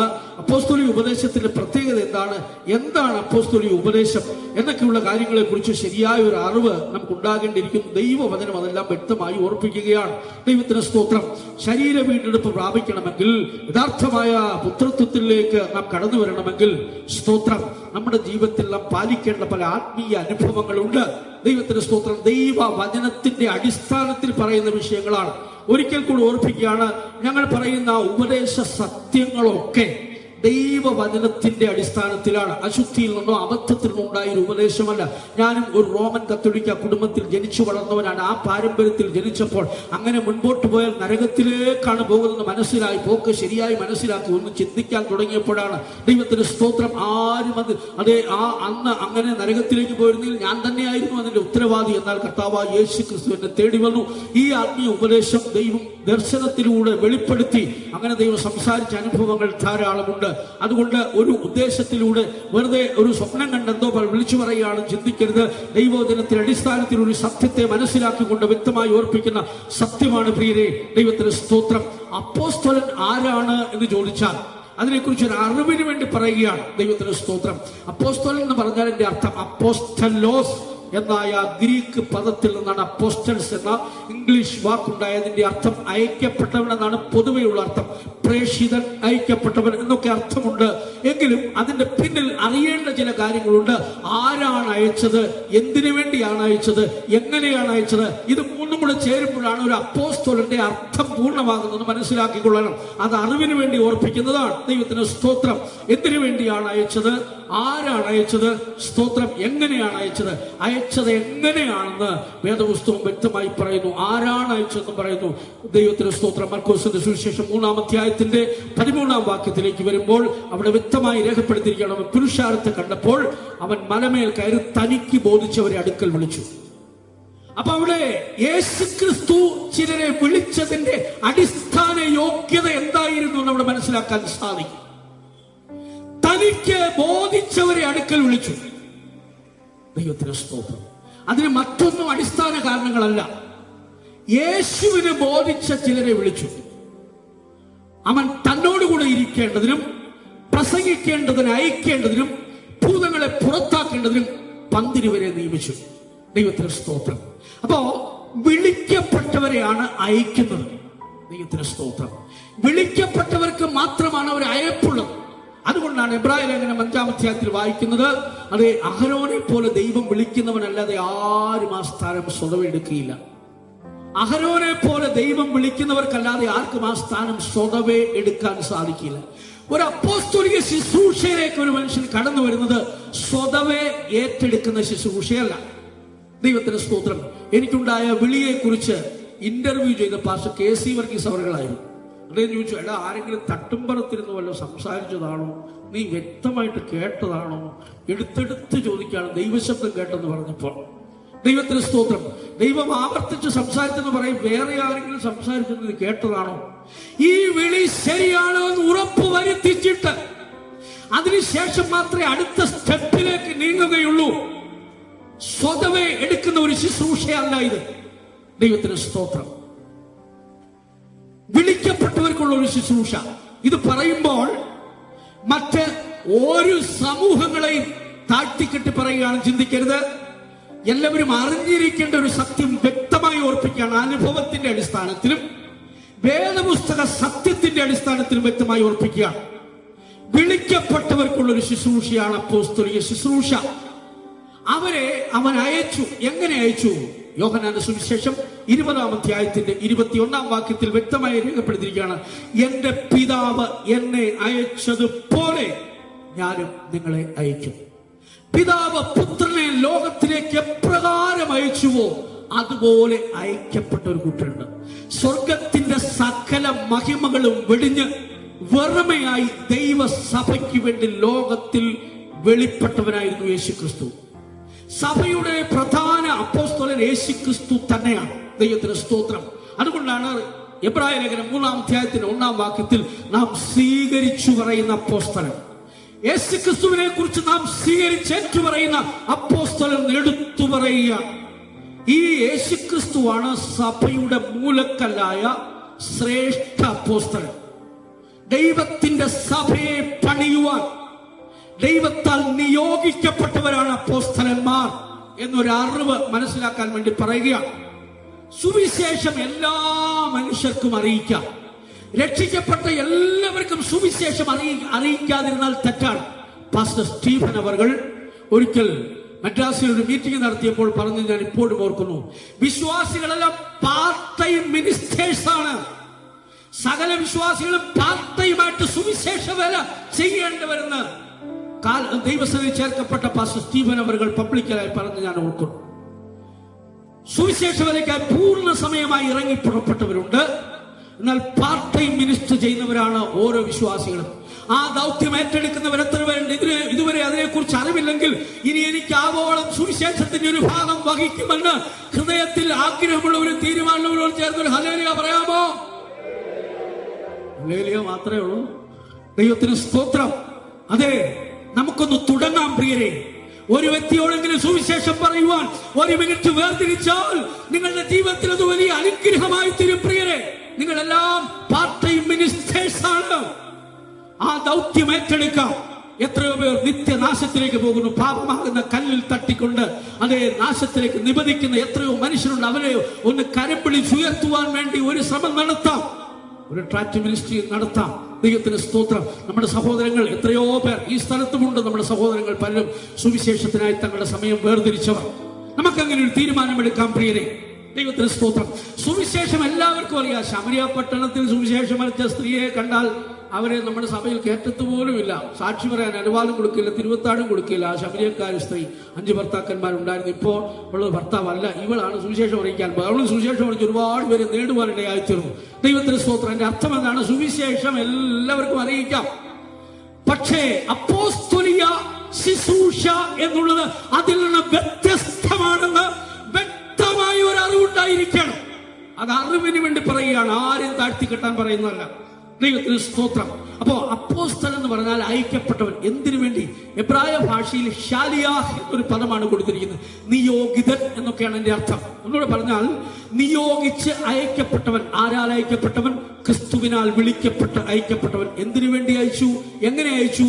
സകലവും വെടിഞ്ഞ് അതേ അവർ മുൻപോട്ട് വരികയാണ്. എന്റെ പിതാവ് എന്നെ അയച്ചതുപോലെ ഞാൻ നിങ്ങളെ അയക്കും. ദൈവത്തിന് സ്തോത്രം. എന്തിനായി അപ്പോസ്തലിക ശുശ്രൂഷ ഭൂമിയിലുള്ളത്? പഴയ നിയമകാലത്ത് ശുശ്രൂഷകളില്ലായിരുന്നോ? ലേവ്യ പൗരോഹിത്യത്താൽ സമ്പൂർണ്ണത വന്നു എങ്കിൽ മൽക്കീസേദെക്കിന്റെ ക്രമപ്രകാരമുള്ള പൗരോഹിത്യം എന്തിനു വേണമെന്ന് പൗലോസ് തന്നെ ചോദിക്കുകയാണ്. ലേവ്യ പൗരോഹിത്യത്തെക്കാൾ ശ്രേഷ്ഠമായ ഒരു പൗരോഹിത്യമുണ്ട് പ്രിയരെ. അതാണ് അപ്പോസ്തലിക ശുശ്രൂഷ. ദൈവത്തിന് സ്തോത്രം. അപ്പോസ്തലിക ശുശ്രൂഷ എന്ന് പറയുന്നത് ദൈവം തന്റെ ഉദ്ദേശം നിവർത്തിക്കുവാൻ വേണ്ടി തിരഞ്ഞെടുത്തയച്ചവനാണ് പൂർണ്ണമായ അർത്ഥം. ദൈവം തന്റെ ഉദ്ദേശം നിവർത്തിക്കുവാൻ വേണ്ടി തിരഞ്ഞെടുത്ത് അയച്ചവൻ. ഇതിന് പ്രത്യേക ലോകപ്രകാരമുള്ള ക്വാളിറ്റികളോ പദവികളോ ഒന്നും അതിന് അടിസ്ഥാനമല്ല. സ്തോത്രം. മുക്കുവന്മാർ മുതൽ ടാക്സ് കളക്ടേഴ്സ് വരെ ദൈവത്താൽ തിരഞ്ഞെടുക്കപ്പെട്ടു. കാരണം എന്തായിരുന്നു? കർത്താവിനെ ബോധിച്ചവരായി. കർത്താവ് തെരഞ്ഞെടുത്ത അതിന്റെ പ്രത്യേകത. ദൈവത്തിന് സ്തോത്രം. ഞാൻ ഒരിക്കല് പത്രത്തിൽ വായിച്ചപ്പോൾ, വർഷങ്ങൾക്ക് മുൻപാണ്, തമിഴ്നാട്ടില് ജയലളിത കരിക്ക് കുടിക്കുന്നു. ഒരു ഫോട്ടോയാണ്. ഈ കരിക്കിന്റെ ഫോട്ടോ അങ്ങ് വലുതായിട്ട് വന്നിരിക്കുകയാണ്. ഞാൻ ചിന്തിച്ചു, ഇത്രയും മനോഹരമായിട്ട് ഈ കരിക്കിന്റെ ഫോട്ടോ ഇടാൻ കാരണം എന്താ? ഈ കരിക്കിന് എന്നാ പ്രത്യേകത? ഞാൻ എത്രയോ കരിക്ക് കുടിച്ചിട്ടുണ്ട്, ആരും ഫോട്ടോ എടുക്കാനും വന്നിട്ടില്ല, ഒരു ഫോട്ടോയും എടുത്തതായിട്ട് അറിയത്തില്ല. ദൈവത്തിന് സ്തോത്രം. അപ്പൊ എന്താ ഈ കരിക്കിന്റെ പ്രത്യേകത? ഞാൻ ചിന്തിച്ചു, കരിക്ക് ആരുടെ കയ്യിൽ വന്നു അതിന്റെ പ്രത്യേകതയാണ്. ദൈവത്തിന് സ്തോത്രം. ചീഫ് മിനിസ്റ്ററുടെ കയ്യിൽ കരിക്ക് വന്നപ്പോൾ ആ കരിക്കിന്റെ ഫോട്ടോ എടുത്തു കാണിക്കുകയാണ്. സുവിശേഷ വേലക്കാർ ലോകപ്രകാരമുള്ള യോഗ്യതയുടെ അടിസ്ഥാനത്തിലല്ല, ദൈവത്താൽ വിളിക്കപ്പെട്ടു, ദൈവത്തിന്റെ കൈകളിൽ അവർ വന്നു എന്നുള്ളതാണ് അതിന്റെ പ്രത്യേകത. ദൈവത്തിന് സ്തോത്രം. എല്ലാവരും അപ്പോസ്തലന്മാരോ എന്ന് പൗലോസ് തന്നെ ചോദിക്കുന്നു. ദൈവസഭയും അപ്പോസ്തലന്മാരും തമ്മിൽ വലിയൊരു ബന്ധമുണ്ട്. ഞാൻ എന്തിനാ ഇത് എടുത്തു പറയുന്നത് ചോദിച്ചാൽ, ഇതിനെക്കുറിച്ച് ഇന്നും അറിഞ്ഞുകൂടാത്ത മനുഷ്യരുണ്ട്. അപ്പോസ്തലിക ശുശ്രൂഷയെ കുറിച്ച് തെറ്റായ വിധത്തിൽ വ്യാഖ്യാനിക്കുന്ന ധാരാളം മനുഷ്യർ. ദൈവത്തിന് സ്തോത്രം. അതെ, അതിനെല്ലാം ആൻസർ പറയുവാനുള്ള ഒരു വേദിയാക്കി ഞാൻ ഇതിനെ എടുക്കുന്നില്ല. എങ്കിലും പരിശുദ്ധാത്മാവ് ഹേമിക്കുന്നത് കൊണ്ടും ഇങ്ങനെയുള്ള സത്യങ്ങൾ വിശ്വാസികളൊക്കെ വ്യക്തമായി അറിഞ്ഞിരിക്കേണ്ടത് കൊണ്ട് ഓർപ്പിക്കുകയാണ്. ദൈവത്തിന്റെ സത്യസഭ ഭൂമിയിൽ ഉള്ളിടത്തോളം അപ്പോസ്തലന്മാരും ഉണ്ട്. 2 കൊരിന്ത്യർ 11-ാം അധ്യായത്തിന്റെ 28-ാം വാക്യം വായിക്കുമ്പോൾ ദൈവം സഭയിൽ ഒന്നാമത് അപ്പോസ്തലന്മാരെ നിയമിച്ചു. 8 വിധമായ ശുശ്രൂഷകളെ കുറിച്ച് പ്രസ്താവിക്കുമ്പോഴാണ് ഒന്നാമത് അപ്പോസ്തലന്മാരെ നിയമിച്ചു. അപ്പോൾ സഭയുടെ ശ്രേഷ്ഠ അപ്പോസ്തലൻ മൂലക്കല്ലായ ക്രിസ്തു, പിന്നെ അപ്പോസ്തലന്മാരും പ്രവാചകന്മാരും എന്ന അടിസ്ഥാനത്തിന്മേൽ അതേ സഭയെ പണിതു. എഫേസ്യ ലേഖനം 2-ാം അധ്യായത്തിന്റെ 20-ാം വാക്യം വായിക്കുമ്പോൾ മാറ്റമില്ലാത്ത ദൈവത്തിന്റെ വചനം എഴുതിയിരിക്കുകയാണ്. അതേ, ക്രിസ്തുയേശു മൂലക്കല്ലായിരിക്കും, അപ്പോസ്തലന്മാർ പ്രവാചകന്മാർ എന്ന അടിസ്ഥാനത്തിന്മേൽ പണിയുന്നു. പിന്നെ 1 പത്രോസ് 2-ാം അധ്യായത്തിലേക്ക് വരുമ്പോൾ നിങ്ങളും ജീവനുള്ള കല്ലുകളായി അവന്റെ അടുക്കൽ വന്നിട്ട് ആത്മീയ ഗൃഹമായി പണിയുകയാണ്. ദൈവത്തിന്റെ സഭയുടെ പണി ഒരു കെട്ടിടത്തെ പോലെ പണിയുകയാണ്. ദൈവത്തിന് സ്തോത്രം. ഈ കെട്ടിടമാണ് പിൽക്കാലത്ത് നിത്യതയിൽ പുതിയ യെരൂശലേം എന്ന വിശുദ്ധ നഗരമായി പരിണമിക്കാൻ പോകുന്നത്. ഇത് അറിവിന് വേണ്ടി ഓർപ്പിക്കുന്നതാണ്. ദൈവത്തിന് സ്തോത്രം. ആകയാൽ ദൈവ വചന സത്യങ്ങൾ വ്യക്തമായി ഓർപ്പിക്കുകയാണ്. മൂലക്കല്ലായിരിക്കുന്ന ക്രിസ്തുവിന്മേൽ അപ്പോസ്തലന്മാർ പ്രവാചകന്മാർ എന്ന അടിസ്ഥാനത്തിന്മേൽ പണിയുകയാണ്. ദൈവത്തിന് സ്തോത്രം. ഇതിനെക്കുറിച്ച് ഒരിക്കലും ബുക്ക് ഞാൻ വായിച്ചപ്പോൾ അതിനകത്ത് എഴുതിയിരിക്കുകയാണ്, ഈ പ്രവാചകന്മാർ പഴയ നിയമ പ്രവാചകന്മാരാണെന്ന്. പ്രീമിയർ സ്റ്റഡി ബൈബിളിൽ തന്നെ കൊടുത്തിട്ടുണ്ട്. അത് TPM-കാരൊന്നും എഴുതിയ ബുക്കൊന്നുമല്ല, അതിൽ തന്നെ കൊടുത്തിട്ടുണ്ട്. ഈ പ്രവാചകന്മാർ പഴയ നിയമ പ്രവാചകന്മാരല്ല. ആരാണ് ഈ പ്രവാചകന്മാർ? അപ്പോസ്തലന്മാർ തന്നെയാണ്. സ്തോത്രം. ദൈവ ശുശ്രൂഷകർ തന്നെയാണ്. ബൈബിൾ പഠിക്കുമ്പോൾ മനസ്സിലാക്കാൻ സാധിക്കും. അതെ, നമ്മുടെ വിദ്യാഭ്യാസത്തിന്റെ അടിസ്ഥാനത്തിൽ, നമ്മുടെ അറിവിന്റെ അടിസ്ഥാനത്തിലൊക്കെ ഈ ബൈബിൾ നമുക്ക് വായിക്കാം. പക്ഷെ പരിശുദ്ധാത്മാവിന്റെ സഹായത്തോടുകൂടെ കർത്താവിന്റെ പാദപീഠത്തിൽ നിന്ന് പഠിക്കുമ്പോൾ യാഥാർത്ഥ്യങ്ങളെ മനസ്സിലാക്കാൻ സാധിക്കും. ആവർത്തന പുസ്തകം 33-ാം അധ്യായത്തിന്റെ 3-ാം വാക്യത്തിൽ നമുക്ക് എല്ലാവർക്കും അറിയാമല്ലോ, അവന്റെ വിശുദ്ധന്മാരൊക്കെ തൃക്കൈയിലിരിക്കുന്നു, തൃക്കാൽക്കലിൽ തിരുവചനങ്ങൾ പഠിക്കുന്നു. അതുകൊണ്ടാണ് നമ്മുടെ പഴയ ഒരു പാർശ്വപ്പച്ചൻ പറയുമായിരുന്നു, പാർശ്വ പൊളിക്കുന്നവർ പറയുമായിരുന്നു, ഞങ്ങളുടെ ബൈബിൾ കോളേജ് മുഴങ്കാൽ കോളേജ് എന്ന് പറയുമായിരുന്നു. കർത്താവിന്റെ പാദപീഠത്തിൽ നിന്നും മുഴങ്കാലിൽ നിന്നുമൊക്കെ പലതും പ്രാപിച്ചുള്ളതാണ് ഞങ്ങൾ നിങ്ങളോട് പറയുന്നത്. വിശുദ്ധ പൗലോസ് പറഞ്ഞല്ലോ, ഞങ്ങൾ മനുഷ്യരിൽ നിന്ന് പഠിച്ചിട്ടില്ല, മനുഷ്യരോട് പ്രാപിച്ചിട്ടുമില്ല, പിന്നെ യേശുക്രിസ്തുവിനുള്ള വെളിപ്പാടിനാൽ അത്രേ പ്രാപിച്ചത്. അതുകൊണ്ട് കാണുന്നതെല്ലാം വെളിപ്പാടെന്ന് പറയാൻ ഞങ്ങൾ തയ്യാറല്ല. ദൈവത്തിന് സ്തോത്രം. ഞങ്ങൾ പറയുന്ന സത്യങ്ങൾ ദൈവത്തിന്റെ വചനത്തിന്റെ അടിസ്ഥാനത്തിലോ എന്ന് പരിശോധിക്കുവാൻ എല്ലാവർക്കും അവകാശമുണ്ട്. ഒരിക്കൽ കൂടെ ഓർപ്പിക്കുകയാണ്, ഞങ്ങൾ പറയുന്ന തിരുവചന സത്യങ്ങൾ അശുദ്ധിയിൽ നിന്ന് അബദ്ധത്തിൽ നിന്ന് വന്നതല്ല. ഇതിനൊക്കെ ഞങ്ങൾ തന്നെ ഉത്തരവാദിയാണ്. ഏത് സമയത്തും അതിൽ ഞങ്ങളെ സമീപിക്കാം. നിങ്ങൾ പറഞ്ഞത് ശരിയാണോ? അതെ, ഏതൊക്കെ വ്യത്യാസമുണ്ടോ? ഏത് സമയത്തും 24 മണിക്കൂർ ഞങ്ങൾ വിശ്വാസ വീട്ടിൽ താമസിക്കുന്നവരാണ്. ഞങ്ങൾ മറ്റ് ഉദ്യോഗങ്ങളൊന്നുമില്ല. ദൈവത്തിന് സ്തോത്രം. പൂർണ്ണ സമയ സുവിശേഷ വേലയ്ക്ക് വേണ്ടി അതേ ഞങ്ങളുടെ ഭവനത്തെയും ഞങ്ങളുടെ സ്വന്തക്കാരെയും ഞങ്ങൾക്കുള്ളതിനെ എല്ലാം വിട്ടുപിരിഞ്ഞു. പത്രോസ് പറഞ്ഞതുപോലെ സ്വന്തമായതൊക്കെ വിട്ടുപിരിഞ്ഞവരാണ്. ദൈവത്തിന് സ്തോത്രം. ഇതിനെയും പല വിധത്തിൽ വ്യാഖ്യാനിക്കുന്ന മനുഷ്യരുണ്ട്. ദൈവത്തിന് സ്തോത്രം. അതെ, പ്രത്യേകിച്ച് TPM-ന്റെ ഉപദേശത്തെ കുറിച്ച് ചിലർ പല വിധത്തിൽ പറയുന്ന മനുഷ്യരുണ്ട്. ദൈവത്തിന് സ്തോത്രം. അടുത്ത സമയത്ത് മറ്റൊരു TG ഉമ്മൻ എന്ന് പറയുന്ന ഒരു കാലം ചെയ്ത മരിച്ചുപോയ ഒരു സുവിശേഷകൻ, ഡി പെന്തക്കോസ്റ്റ് മിഷൻ തിരുവചന വെളിച്ചത്തിൽ എന്നൊരു ബുക്ക് ഞാനത് വായിച്ചു. അദ്ദേഹം അതിനുവേണ്ടി ഒരു 56 പേജ് രേഖപ്പെടുത്തിയിട്ടുണ്ട്. അത് വായിച്ചപ്പോൾ എനിക്ക് മനസ്സിലായി, ഇദ്ദേഹത്തിന് പുറത്തു നിന്നുള്ള അറിവ് മാത്രമേ ഉള്ളൂ ഈ സഭയെക്കുറിച്ച്. ഇതിനുവേണ്ടി സഹായിച്ച വ്യക്തികൾക്കും ദി പെന്തക്കോസ്റ്റ് മിഷൻ സഭയെക്കുറിച്ച് പുറത്തു നിന്ന് മാത്രമുള്ള ഒരു അറിവേ ഉള്ളൂ. ഒരാൾ പറയുകയാണ്, അദ്ദേഹം ഇങ്ങനെ പറഞ്ഞു, വിട്ടവരും മാത്രമേ എടുക്കപ്പെടുകയുള്ളൂ എന്ന് TPM പഠിപ്പിക്കുന്നു. ഞാൻ ഈ വിശ്വാസത്തിൽ വന്നിട്ട് ഏതാണ്ട് 45 വർഷത്തിലധികമായി. ശുശ്രൂഷയ്ക്ക് ഇറങ്ങിയിട്ട് 33 വർഷത്തിലധികമായി. ഇതുവരെ ഞാൻ കേട്ടിട്ടുമില്ല, ഞാൻ പറഞ്ഞിട്ടുമില്ല എന്നുള്ള വിഷയം. ദൈവത്തിന് സ്തോത്രം. മാത്രമല്ല 144,000 പേർ മാത്രമേ എടുക്കപ്പെടൂ എന്ന് അവർ പഠിപ്പിക്കുന്നു എന്ന് പറയാറുണ്ട്. ഇങ്ങനൊരു വിഷയം ഞങ്ങൾ ആരും പഠിപ്പിച്ചിട്ടുമില്ല, ഇങ്ങനെ ഞാൻ ഇതുവരെ കേട്ടിട്ടുമില്ല. 144,000 പേർ TPM-ലെ സുവിശേഷകർ മാത്രമാണെന്ന് ഞങ്ങൾ ശഠിക്കുന്നു, പ്രസംഗിക്കുന്നു പറയുന്നത് കേട്ടു. അങ്ങനെ ഇതുവരെയും ഒരു പ്രസംഗം ഞാൻ കേട്ടിട്ടില്ല. 144,000 പേർ ആരാണെന്ന് ഞങ്ങൾ പഠിപ്പിച്ചിട്ടുണ്ട്. അവരുടെ യോഗ്യത എന്താണെന്ന് ബൈബിൾ അടിസ്ഥാനത്തിൽ പഠിപ്പിച്ചിട്ടുണ്ട്. അവരെല്ലാവരും പെന്തക്കോസ്ത് സുവിശേഷ വേലക്കാരെന്ന് ഒരിക്കൽ പോലും ആരും പഠിപ്പിക്കുന്ന ഇതുവരെ കേട്ടിട്ടുമില്ല. ഞങ്ങൾ അങ്ങനെ പറഞ്ഞായിട്ട് ഇതുവരെ അറിയത്തുമില്ല. അതൊക്കെ തെറ്റായ പുറത്തു നിന്ന് കേൾക്കുന്ന ഒരു അറിവ് മാത്രമാണ്. സുവിശേഷ വേലക്കാരും വിശ്വാസികളോട് ചേർന്നതാണ് ദൈവത്തിന്റെ സഭ എന്ന് പറയുന്നത്. ദൈവത്തിന് സ്തോത്രം. സിംഹാസനത്തിൽ പോകുന്ന കർത്താവിന്റെ വരവിൽ സുവിശേഷ വേലക്കാർ മാത്രം എടുക്കപ്പെടുമെന്ന് ഒരിക്കലും ഞങ്ങൾ പറയാറോ പ്രസംഗിക്കാറോ ഇല്ല. അങ്ങനെയെങ്കിൽ ഞങ്ങൾ ഈ ചങ്ക് പൊട്ടി പ്രസംഗിക്കേണ്ട ആവശ്യമുണ്ടോ? ഞങ്ങളുടെ പ്രസംഗം കേൾക്കുന്ന ഏതൊരു വ്യക്തിയും ക്രിസ്തുവിന്റെ സമ്പൂർണ്ണത പ്രാപിക്കണം. ഒരിക്കൽ കൂടെ ഓർപ്പിക്കട്ടെ, പുതിയ നിയമ ശുശ്രൂഷ എന്തിനു വേണ്ടി ഭൂമിയിൽ ദൈവം ആരംഭിച്ചു? കൊലോസ്യർ 1:28 വാക്യം നമ്മുടെ വിശുദ്ധന്മാർ, പൂർവ്വകാല വിശുദ്ധന്മാർ സഭയുടെ ആപ്തവാക്യമായി പ്രസ്താവിച്ചിട്ടുള്ള നമ്മുടെ ബോർഡുകളൊക്കെ എഴുതുമ്പോൾ ഈ വാക്യം ആദ്യം എഴുതുമായിരുന്നു. ഇപ്പൊ അധികം കാണുന്നില്ല. ഒന്ന് എഴുതുന്നത് നല്ലതാണ്. അവനെ ഞങ്ങൾ അറിയിക്കുന്നതിൽ ഏത് മനുഷ്യനെയും ക്രിസ്തുവിൽ തികഞ്ഞവനായി നിർത്തേണ്ടതിന് പറഞ്ഞിട്ടാണ് the Pentecost mission. The Pentecost mission എന്നൊരു പേര് സ്വർഗത്തിലൊന്നുമില്ല. ഞങ്ങൾ അതിനെ കുറിച്ച് ഒന്നും പറയുന്നില്ല. ഞാൻ ഇപ്പോഴും ഓർക്കുന്നു, അതേ വർഷങ്ങൾക്ക് മുൻപ് കൊട്ടാരക്കരയുള്ള സെൻട്രപ്പച്ചൻ ഇങ്ങനെ പറഞ്ഞത്, സ്തോത്രം, ദി പെന്തക്കോസ്ത് മിഷൻ എന്നുള്ള നമ്മുടെ ഒരു അഡ്രസ് എന്ന് മാത്രമേ ഉള്ളൂ. നമ്മുടെ ഒരു അഡ്രസ്സാണ്. ഈ ഭൂമിയിൽ നമുക്കൊരു അഡ്രസ് ഉണ്ട്. ഇതൊരു രജിസ്റ്റേർഡ് ചർച്ച ആയതുകൊണ്ട് ഒരു അഡ്രസ്. അതിനു മുമ്പ് സിലോൺ പെന്തക്കോസ്ത് മിഷൻ എന്നായിരുന്നു. കാരണം സിലോണിൽ നിന്ന് അത് ആരംഭിച്ചു എന്നുള്ളത് സത്യമാണ്. ദൈവത്തിന് സ്തോത്രം. എന്നാൽ പിൽക്കാലത്ത് ഏതാണ്ട് 84-ാം വർഷത്തിൽ അത് ദി പെന്തക്കോസ്ത് മിഷനായി മാറി. എന്തിനു വേണ്ടി മാറ്റി? സിലോൺ ലഹള വർദ്ധിച്ചു വന്നു. തമിഴ്നാട്ടിൽ അത് നിമിത്തം വലിയ പ്രശ്നമുണ്ടായി. ഗവൺമെന്റിൽ തന്നെ നമ്മോട് ആവശ്യപ്പെട്ട ഒരു സന്ദർഭമുണ്ട്. അപ്പോൾ പറഞ്ഞു, ഈ പേരിനല്ല പ്രാധാന്യം, ഇതിനകത്തൊരു ജീവിതമുണ്ട്. അതിനായിരുന്നു വിശുദ്ധന്മാർ പ്രാധാന്യം കൊടുത്തത്. പേരിന് പ്രാധാന്യം കൊടുത്ത ചിലർ പിന്മാറിപ്പോയി. എന്നാൽ ഉപദേശത്തിന് പ്രാധാന്യം കൊടുത്തവർ ഇന്നും അതിൽ തന്നെ നിലനിൽക്കുവാനിടയായി തീർന്നു. ദൈവത്തിന് സ്തോത്രം. അതാണ് ഈ സമൂഹം എന്ന് പറയുന്നത്. ആ കാലങ്ങളിൽ ഏതാണ്ട് 96-ാം വർഷമാണെന്ന് തോന്നുന്നു, നമ്മുടെ ലാസറപ്പച്ചന്റെ അടുക്കൽ മനോരമക്കാർ വന്നൊരു അഭിമുഖം നടത്തിയതായ ഒരു പേപ്പർ കട്ടിങ് ഇപ്പോഴും എന്റെ കയ്യിലുണ്ട്.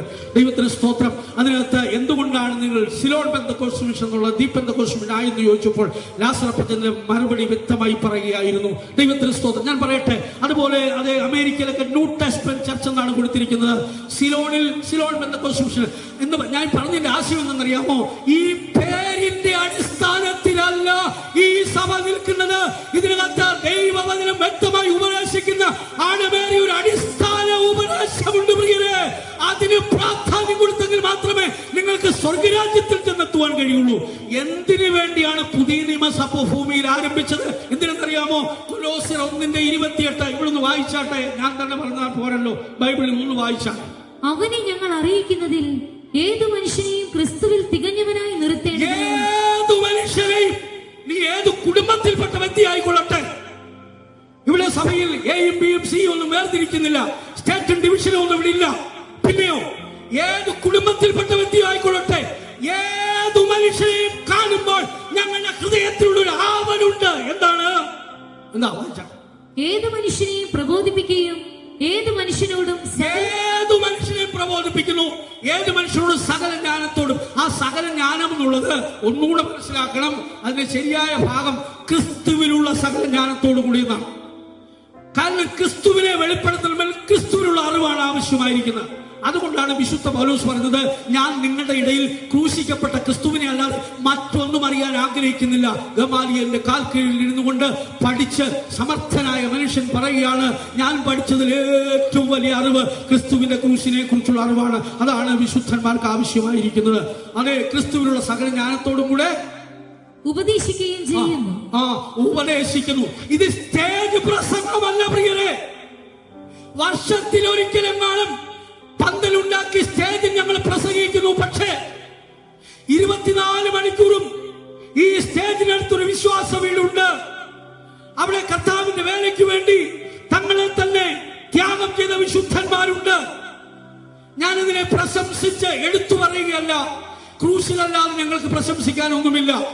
ഞങ്ങളൊക്കെ ഈ ചെയ്യുന്ന ജീവിതം കൃപയാലുള്ളതാണ് പ്രിയരെ. പ്രശംസയ്ക്കായിട്ട് എടുത്തു പറയുകയല്ല. ദൈവത്തിന് സ്തോത്രം. ആയതുകൊണ്ട് ഞാൻ പറഞ്ഞത്, സ്റ്റേജ് പ്രസംഗം കൊണ്ട് പുതിയ നിയമ ശുശ്രൂഷ തീരുന്നില്ല. പിന്നെയോ ഉപദേശിക്കുന്നു, പ്രബോധിപ്പിക്കുന്നു. ദൈവത്തിന് സ്തോത്രം. ഞാനും സഭയിൽ പറഞ്ഞിട്ടുണ്ട്, നിങ്ങൾ പ്രസംഗമൊക്കെ കേൾക്കണമെങ്കിൽ ഞാൻ വേണമെങ്കിൽ പെൻഡ്രൈവ് വല്ലതും വാങ്ങിച്ചു തരാം, നിങ്ങൾ വീട്ടിലിരുന്ന് കേട്ടോളാൻ പറഞ്ഞു. ദൈവത്തിന് സ്തോത്രം. പക്ഷേ ജീവിതത്തിൽ കുഴപ്പം എന്തെങ്കിലും ഉണ്ടെങ്കിൽ പറയാനാണ് ഞങ്ങൾ ഇവിടെ നിൽക്കുന്നത്. അതേ ബലഹീനതകൾ ഉണ്ടെങ്കിൽ, തെറ്റുകൾ ഉണ്ടെങ്കിൽ തിരുത്താൻ വേണ്ടിയാണ്. സ്തോത്രം. ഏത് മനുഷ്യനെയും പ്രബോധിപ്പിക്കുന്നു, ഉപദേശിക്കുന്നു, സകല ജ്ഞാനത്തോടും കൂടെ ഉപദേശിക്കുന്നു. ഇത് മാത്രമേ ഉള്ളൂ. ബാക്കി വായിച്ചാട്ടെ. അതിനായി ഞാൻ എന്നിൽ ബലത്തോടെ വ്യാപരിക്കുന്ന അവന്റെ വ്യാപാര ശക്തിക്ക് ഒത്തവണ്ണം പോരാടിക്കൊണ്ട് അധ്വാനിക്കുന്നു. അഭിഷേകത്തിന്റെ ശക്തി കൊണ്ട് ഒരു പോരാട്ടവും ഒരു അധ്വാനവും ഉണ്ട്. ഈ വെള്ളം ധരിച്ചുകൊണ്ട് സ്റ്റേജ് പ്രസംഗം കൊണ്ടല്ല നിങ്ങൾ തൃപ്തിപ്പെടുന്നത്. ഇവരുടെ എല്ലാം പ്രതിനിധിയായി ഞാനൊരാൾ നിൽക്കുന്നത് മാത്രമേ ഉള്ളൂ. നടത്തിപ്പുകാരനോട് പറഞ്ഞതുകൊണ്ട്, അല്ലെങ്കിൽ ഞാൻ ആ മൂലയ്ക്ക് കാണും ഇരിക്കത്തേ ഉള്ളൂ. ദൈവത്തിന് സ്തോത്രം. അതല്ല പ്രധാനമെന്ന് പറയുന്നത്. അതെ, ഏതു മനുഷ്യൻ ക്രിസ്തുവിൽ തികഞ്ഞവനായി നിർത്തേണ്ടതിന് പ്രബോധിപ്പിക്കുകയും ഉപദേശിക്കുകയും ചെയ്യുന്നത് മാത്രമല്ല, അതിനായി ഞാൻ എന്നിൽ ബലത്തോടെ വ്യാപരിക്കുന്ന അവന്റെ വ്യാപാര ശക്തിക്കൊത്തവണ്ണം പോരാടിക്കൊണ്ട് അധ്വാനിക്കുന്നു. ഈ സുവിശേഷ വേലയിൽ പോരാട്ടമുണ്ട് പ്രിയരെ, അധ്വാനമുണ്ട് പ്രിയരെ. എന്തിനു വേണ്ടിയാണ്? ക്രിസ്തുവിൽ തികഞ്ഞവനായി നിർത്തണം. ഇതിന്റെ ഇടയിൽ ഒരു കാര്യം ഓർപ്പിച്ചു കൊള്ളട്ടെ. ചിലർ ചിന്തിക്കാറുണ്ട്, അതെ, മാനസാന്തരപ്പെട്ടവരെല്ലാം എടുക്കപ്പെടും. അങ്ങനെയെങ്കിൽ പിന്നെ സ്നാനത്തിന്റെ ആവശ്യമില്ലല്ലോ. പിന്നെ ചിലർ പഠിപ്പിക്കുന്നു, സ്നാനപ്പെട്ടാൽ എടുക്കപ്പെടും, അഭിഷേകം പ്രാപിച്ചാൽ പിന്നെ എല്ലാം ആയി എന്നാണ്. ഒരാൾ പ്രസംഗിച്ചത് ഈയൽ പോലെ പറന്നു പോകുന്ന. ഈയൽ എവിടെ വരെ പോകുമെന്ന് നമുക്കറിയാമല്ലോ. ഈയൽ എവിടെ വരെ പോകും? ഈയൽ പോലെയും പ്രാവിനെ പോലെയും ഒന്നും പറക്കുന്നതല്ല. പ്രാക്കൾ പോലെയൊക്കെ പറക്കും. പക്ഷേ ആ നൊടിയിടയിൽ പരിശുദ്ധന്മാർ പറന്നു പോകുമേ, ഞാനും പറന്നു പോകുമേ. ആമേൻ. നൊടിയിടയിൽ പരിശുദ്ധന്മാർ പറന്നു പോകുമേ, ഞാനും പറന്നു പോകുമേ.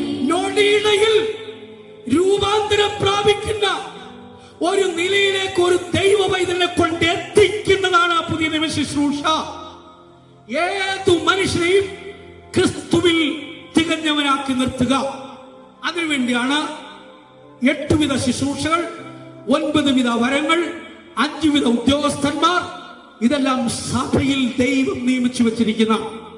അതിനെക്കുറിച്ച് വ്യക്തമായി മനസ്സിലാക്കുവാൻ എഫേസ്യ ലേഖനം 4-ാം അധ്യായത്തിന്റെ 11 മുതൽ താഴോട്ട് വായിക്കുമ്പോൾ, ഇപ്പോഴെല്ലാം വായിക്കേണ്ട, സമയം മുൻപോട്ട് പോയിക്കൊണ്ടിരിക്കുകയാണ്. ദൈവത്തിന് സ്തോത്രം. അതുകൊണ്ട് എല്ലാം വായിച്ച് സമയം മുൻപോട്ട് കൊണ്ടുപോകണ്ട. അപ്പോസ്തലന്മാർ, പ്രവാചകന്മാർ, സുവിശേഷകന്മാർ, ഇടയന്മാർ, ഉപദേഷ്ടാക്കന്മാർ, ഇങ്ങനെയുള്ളവരെ ദൈവം നിയമിച്ചത് എന്തിനു വേണ്ടി എന്ന് എഴുതിയിട്ടുണ്ട്. ദൈവത്തിന് സ്തോത്രം. അത് നാം എല്ലാവരും വിശ്വാസത്തിലും ദൈവത്തിനെ കുറിച്ചുള്ള പരിജ്ഞാനത്തിലുമുള്ള ഐക്യതയിലും ക്രിസ്തുവിന്റെ സമ്പൂർണതയായ പ്രായത്തിന്റെ അളവും പ്രാപിക്കുമ്പോഴും വിശുദ്ധന്മാരുടെ യഥാസ്ഥാനത്തിനായുള്ള ശുശ്രൂഷയുടെ വേലയ്ക്കും ക്രിസ്തുവിന്റെ ശരീരത്തിന്റെ ആത്മീയ വർധനയ്ക്കുമാകുന്ന ഒരു വലിയ വാചകം എഴുതി വെച്ചിരിക്കുക. നിങ്ങൾ വിഗ്രഹിച്ചെങ്കിലേ ശരിക്കും മനസ്സിലാക്കാൻ പറ്റുകയുള്ളൂ. ദൈവത്തിന് സ്തോത്രം. എങ്കിലും ഒരു കാര്യം മനസ്സിലാക്കാൻ സാധിക്കും, ക്രിസ്തുവിന്റെ സമ്പൂർണതയായ പ്രായത്തിന്റെ അളവിലൊരു മനുഷ്യനെ കൊണ്ടെത്തിക്കണം. മാനസാന്തരം, സ്നാനം, പരിശുദ്ധാത്മാവിന്റെ അഭിഷേകം എന്ന് പറയുന്നത് ആത്മീയ ജീവിതത്തിലെ ആദ്യ പടിയാണെന്ന് മനസ്സിലാക്കിക്കൊള്ളണം. ഇതിനെയും പല വിധത്തിൽ വ്യാഖ്യാനിച്ച് മറ്റുള്ളവരെ വഞ്ചിക്കുന്ന ഉപദേഷ്ടാക്കന്മാരുണ്ട്. തെറ്റിപ്പോകുന്ന തന്ത്രങ്ങളിൽ കുടുങ്ങിപ്പോകാതിരിക്കാൻ വേണ്ടി ഓർപ്പിക്കുക. ദൈവത്തിന് സ്തോത്രം. അവിടെ യോഹന്നാന്റെ സുവിശേഷം 3-ാം അധ്യായത്തിന്റെ 3-5 വാക്യങ്ങളിൽ 3 വിധ ജനനത്തെ കുറിച്ച് പറയുന്നു. ഇത് 3 ഒന്നാണെന്ന് പഠിപ്പിക്കുന്ന സമൂഹങ്ങളുണ്ട്. എന്നിട്ട് വെള്ളത്താൽ ജനിച്ചു. ആ വെള്ളത്താൽ ജനിച്ചത് വചനമാണെന്ന് പഠിപ്പിക്കുന്നു. ഒരു വലിയ ഉപദേഷ്ടാവ് ഒരിക്കൽ പറഞ്ഞതാണെന്ന് വചനമാണ്. ദൈവത്തിന് സ്തോത്രം. എന്നിട്ട് എഫേസ്യ ലേഖനം 5-ാം അധ്യായത്തിന്റെ 26-ാം വാക്യത്തെ കോട്ട് ചെയ്ത് പറയുകയാണ്. എഫേസ്യർ 5:26 എന്താ എഴുതിയിരിക്കുന്നത്? വചനത്തോടു കൂടിയ ജലസ്നാനം.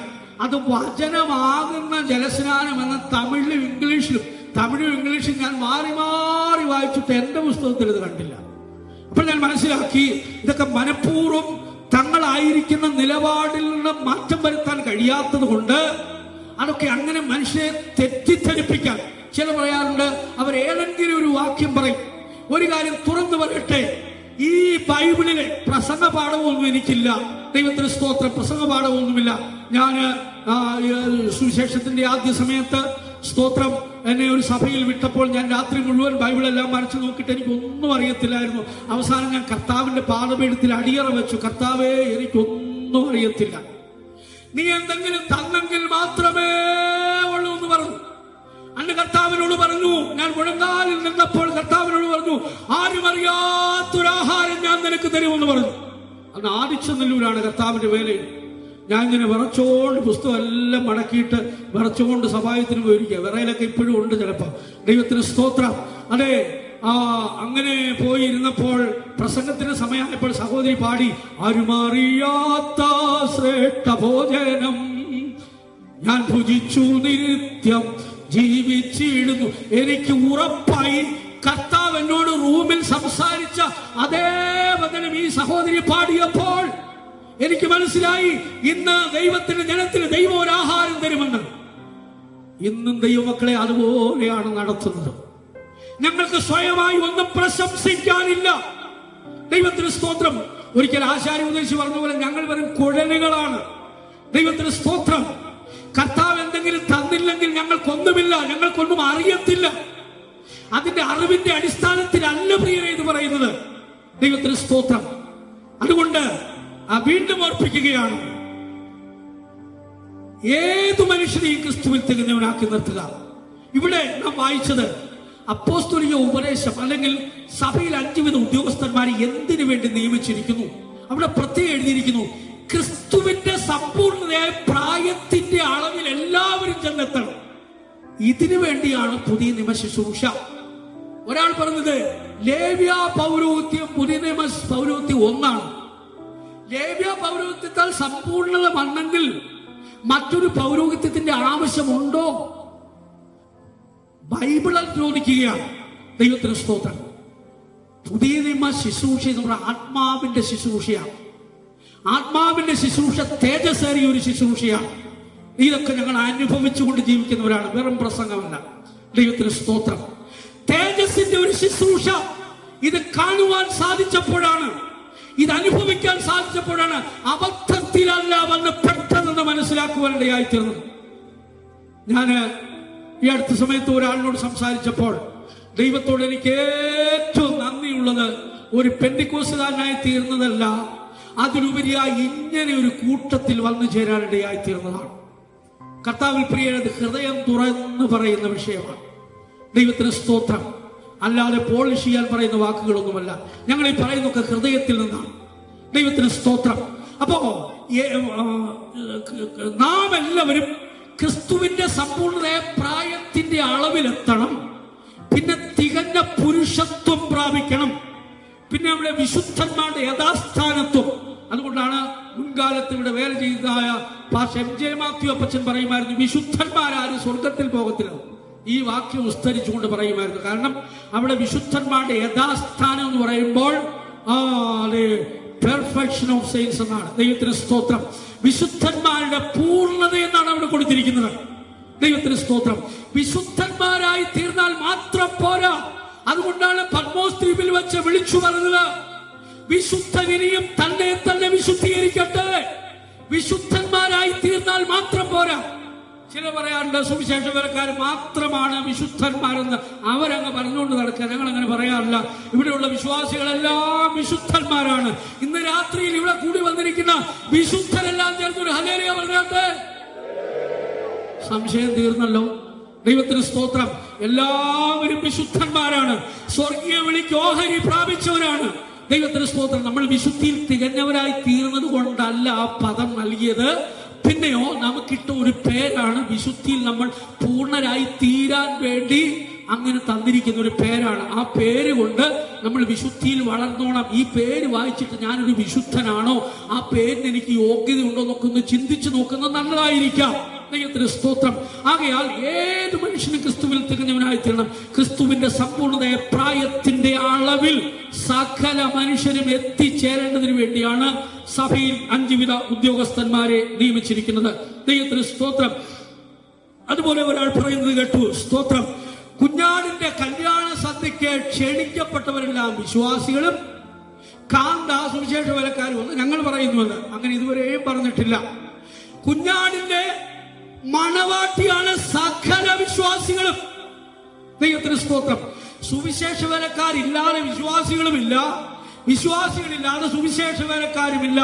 സമാഗമന കൂടാരത്തിന്റെ ആ മോസ്റ്റ് ഹോളി പ്ലേസ് ഉണ്ടല്ലോ, അതിപരിശുദ്ധ സ്ഥലം, അവിടെ ഒരു തിരശീലയുണ്ട്. ആ തിരശീല 4 വിധ നൂലുകൾ കൊണ്ടാണ് ഉണ്ടാക്കിയിരിക്കുന്നത്. അതിൽ കെരൂബുകളുടെ ചിത്രത്തയ്യലുണ്ട്. ഈ നൂലുകൾ ചേർത്ത് കെരൂബുകളെ ആ തിരശീലയിൽ തന്നെ ഉണ്ടാക്കി വെച്ചിരിക്കുകയാണ്. എന്ന് പറഞ്ഞാൽ ഈ കെരൂബുകളെയും തിരശീലയും തമ്മിൽ എടുത്തു മാറ്റാൻ പറ്റുകയില്ല. ഇതുപോലെയാണ് കർത്താവിന്റെ വേലക്കാരെയും വിശ്വാസികളെയും തമ്മിൽ ഭിന്നിപ്പിക്കാൻ സാധിക്കുകയില്ല. ഇതിനിടയിൽ ഭിന്നത ഉണ്ടാക്കി കലക്കി കൃപയിൽ നന്ദിപ്പെടുത്തുവാൻ നോക്കുന്ന ഉപദേഷ്ടാക്കന്മാർ പോലും ഉണ്ട്. വഞ്ചിക്കപ്പെടാതിരിക്കാൻ പറയുകയാണ്. ദൈവത്തിന് സ്തോത്രം. കർത്താവിന്റെ വേലക്കാരും ദൈവമക്കളും ഒന്ന് തന്നെയാണ്. ദൈവമക്കളെ, 2 കൂട്ടരും കൂടെ ചേരുന്നതാണ് ക്രിസ്തുവിന്റെ മണവാട്ടി. പാസ്റ്റർ സിയോൺ അവരുടെ ഒരു പ്രസംഗം ഞാൻ മുൻപ് കേട്ടു. അദ്ദേഹം ഇങ്ങനെയാണ് പറഞ്ഞത്, സിയോന്റെ 1-ാം പാർട്ട് ശുശ്രൂഷകരും സിയോന്റെ 2-ാം പാർട്ട് വിശ്വാസികളും എന്നാണ് പറഞ്ഞിരിക്കുന്നത്. ദൈവത്തിന് സ്തോത്രം. ചിലർ പറയുന്നത് സിയോൻ എന്ന് പറയുന്ന ഒരു സ്ഥലം ഇല്ലെന്നാണ് പറഞ്ഞത്. അതിന് പാസ്റ്റർ ഫിലിപ്പ് ചാണ്ടപ്പിള്ള പറഞ്ഞ ഒരു മറുപടിയാണ് എനിക്ക് പറയാനുള്ളത്. അദ്ദേഹം കൊട്ടാരക്കര കൺവെൻഷൻ പ്രസംഗിച്ചാണ് ഈ തലവേദന മാറ്റാൻ തലയെന്ന് മാറ്റിയാൽ പിന്നെ തലവേദന ഉണ്ടാകില്ല എന്ന്. ദൈവത്തിന് സ്തോത്രം. തല കട്ട് ചെയ്ത് മാറ്റിയാൽ പിന്നെ തലവേദന ഒരിക്കലും ഉണ്ടാകത്തില്ലല്ലോ. ദൈവത്തിന് സ്തോത്രം. നിത്യതയുടെ തലസ്ഥാനമാണ് പ്രിയരെ സിയോൻ എന്ന് പറയുന്നത്. കുഞ്ഞാടാകുന്ന ക്രിസ്തു അവിടെ നിൽക്കുന്നു. അവനോടുകൂടെ 144,000 പേർ നിൽക്കുന്നു. ഇവർ യഹൂദന്മാരുടെ ഇടയിൽപ്പെട്ടവരല്ല. ഇതിനെക്കുറിച്ചും തെറ്റായി വ്യാഖ്യാനിക്കുന്നവരുടെ അറിവിന് വേണ്ടി മാത്രം പറയുന്നതാണിത്. ദൈവത്തിന് സ്തോത്രം. 144,000 യഹൂദന്മാരുടെ ഇടയിൽ ഇസ്രായേൽ ഗോത്രങ്ങൾ 12-ൽ നിന്ന് എണ്ണപ്പെട്ടവരായിരുന്നു. 7-ാം അധ്യായത്തിൽ കാണപ്പെടുന്ന 144,000. ഇതൊക്കെ ഞാൻ പറയുമ്പോൾ ഉപദേശം അറിയാം, ചില വിശ്വാസികൾക്ക് മനസ്സിലാകുമെന്ന് ഓർത്തുകൊണ്ട് പറയുകയാണ്. എന്നാൽ 14-ാം അധ്യായത്തിൽ കാണപ്പെടുന്ന 144,000 ഇസ്രായേൽ ഗോത്രങ്ങളിൽ വേർതിരിക്കപ്പെട്ടവരല്ല, ഭൂമിയിൽ നിന്ന് വിലയ്ക്ക് വാങ്ങപ്പെട്ടവരാണ്. ദൈവത്തിന് സ്തോത്രം. അതില് ലോകത്തിലെ സകല മനുഷ്യരും ഉൾപ്പെടും. അത് TPM-ലെ സുവിശേഷ വേലക്കാർ മാത്രമല്ല, ഒരിക്കലും ഞങ്ങൾ പറയുന്നില്ല, പറഞ്ഞിട്ടുമില്ല. ദൈവത്തിന് സ്തോത്രം. അങ്ങനെ ഒരു ബുക്കിൽ നിങ്ങൾ ആരെങ്കിലും വായിച്ചിട്ടുണ്ടോ? ആ പ്രതിഷ്ഠയെ കുറിച്ച് ഞങ്ങൾ പറഞ്ഞിട്ടുണ്ട്. ആ പ്രതിഷ്ഠയിൽ നിൽക്കുന്നവർ മാത്രമേ അവിടേക്ക് പോകൂ. അവിടെ പറയുന്ന കന്യകാത്വം സ്വീകരിക്കുന്ന ബ്രഹ്മചാരികൾ എന്ന് പറയുന്ന ഒരു കൂട്ടർ, ദൈവത്തിന് സ്തോത്രം, അതിനെ തെറ്റായി വ്യാഖ്യാനിക്കുന്ന മനുഷ്യരുണ്ട്. വിശുദ്ധിയുടെ ഒരു പൂർണ്ണമായ അനുഭവത്തെ കുറിച്ചാണ്. ദൈവത്തിന് സ്തോത്രം. അതുപോലെ മറ്റൊരു കാര്യം ഓർപ്പിച്ചു കൊള്ളട്ടെ. അതെ, പുതിയ നിയമ സഭയിൽ തിമോഥെയോസ് ലേഖനത്തിൽ അധ്യക്ഷന്മാരെ ആക്കി വെച്ചതിനെ കുറിച്ച് പറഞ്ഞിട്ടുണ്ട്. ദൈവത്തിന് സ്തോത്രം. അതെ, 1 തിമോഥെയോസ് 3-ാം അധ്യായത്തിലേക്ക് വരുമ്പോൾ അതെ, അധ്യക്ഷൻ ഏകഭാര്യയുടെ ഭർത്താവായിരിക്കണം എന്ന് പറഞ്ഞാണ് ആ വാക്യം തുടങ്ങുന്നത്. പക്ഷേ ഒരു അധ്യക്ഷന്റെ 22 യോഗ്യത അവിടെ പറഞ്ഞിട്ടുണ്ട്. ദൈവത്തിന് സ്തോത്രം. ഒരു അധ്യക്ഷനായി തീരേണ്ടതിന്റെ 22 യോഗ്യത അവിടെ പറഞ്ഞിട്ടുണ്ട്. സ്തോത്രം. ഇനി തീത്തോസിന്റെ ലേഖനത്തിലും അതിനെക്കുറിച്ച് പറയുന്നുണ്ട്. 1-5 മുതൽ 18 യോഗ്യതകൾ പറഞ്ഞിട്ടുണ്ട്. അതിലൊക്കെ വ്യക്തമായി മനസ്സിലാക്കാൻ സാധിക്കുന്നത് അവർ അപ്പോസ്തലന്മാരാൽ ആക്കി വെച്ച അധ്യക്ഷന്മാരാണ്. അപ്പോസ്തലന്മാരും അധ്യക്ഷന്മാരും ഒന്നല്ല എന്നതിനെ കുറിച്ച് ബൈബിൾ പഠിക്കുമ്പോൾ മനസ്സിലാക്കാൻ സാധിക്കും. അത് കോളേജ് പഠനത്തിലൂടെ ലഭിക്കില്ല. കർത്താവിന്റെ പാഠപീഠത്തിൽ നിന്ന് പരിശുദ്ധാത്മാവിന്റെ സഹായത്തോടു കൂടെ ബൈബിൾ വായിക്കുമ്പോൾ ശരിക്കും മനസ്സിലാക്കാൻ സാധിക്കും. അപ്പോസ്തലന്മാരും അധ്യക്ഷന്മാരും ഒന്നല്ല. ഇനി ഒന്നുകൂടെ പറയുകയാണ്, അവിടെ ആദ്യത്തെ ഭാഗത്ത് 22 യോഗ്യത, 2-ാമത്തെ ഭാഗത്ത് 18 യോഗ്യതകളുണ്ട്. അതില് പറഞ്ഞിരിക്കുന്നത് അവൻ ഏകഭാര്യയുടെ ഭർത്താവായിരിക്കണം. എന്താ ഇതിന്റെ അർത്ഥം?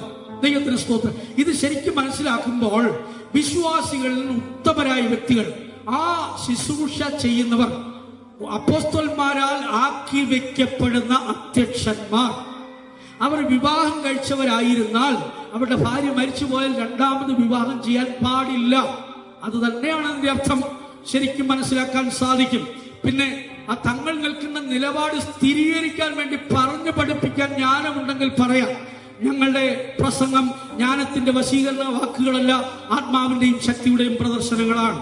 ദൈവത്തിന് സ്തോത്രം. അവിടെ പറഞ്ഞിരിക്കുന്നത്, ഒന്ന്, അവർ പൂർണ്ണ ഗൗരവത്തോടെ, സ്തോത്രം, പൂർണ്ണ ഗൗരവത്തോടെ മക്കളെ വളർത്തുന്നവരായിരിക്കണം, ജിതേന്ദ്രിയന്മാരായിരിക്കണം.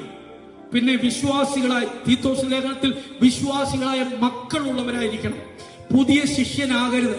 ഇതൊക്കെ ഒന്ന് എടുത്തു പഠിച്ചാൽ നല്ല പ്രായമുള്ള, അത് ഉത്തമനായ ഒരു വിശ്വാസി മാത്രമാണത്. അങ്ങനെയുള്ള അധ്യക്ഷന്മാർ നമ്മുടെ ഇടയിൽ ധാരാളം പേരുണ്ട്.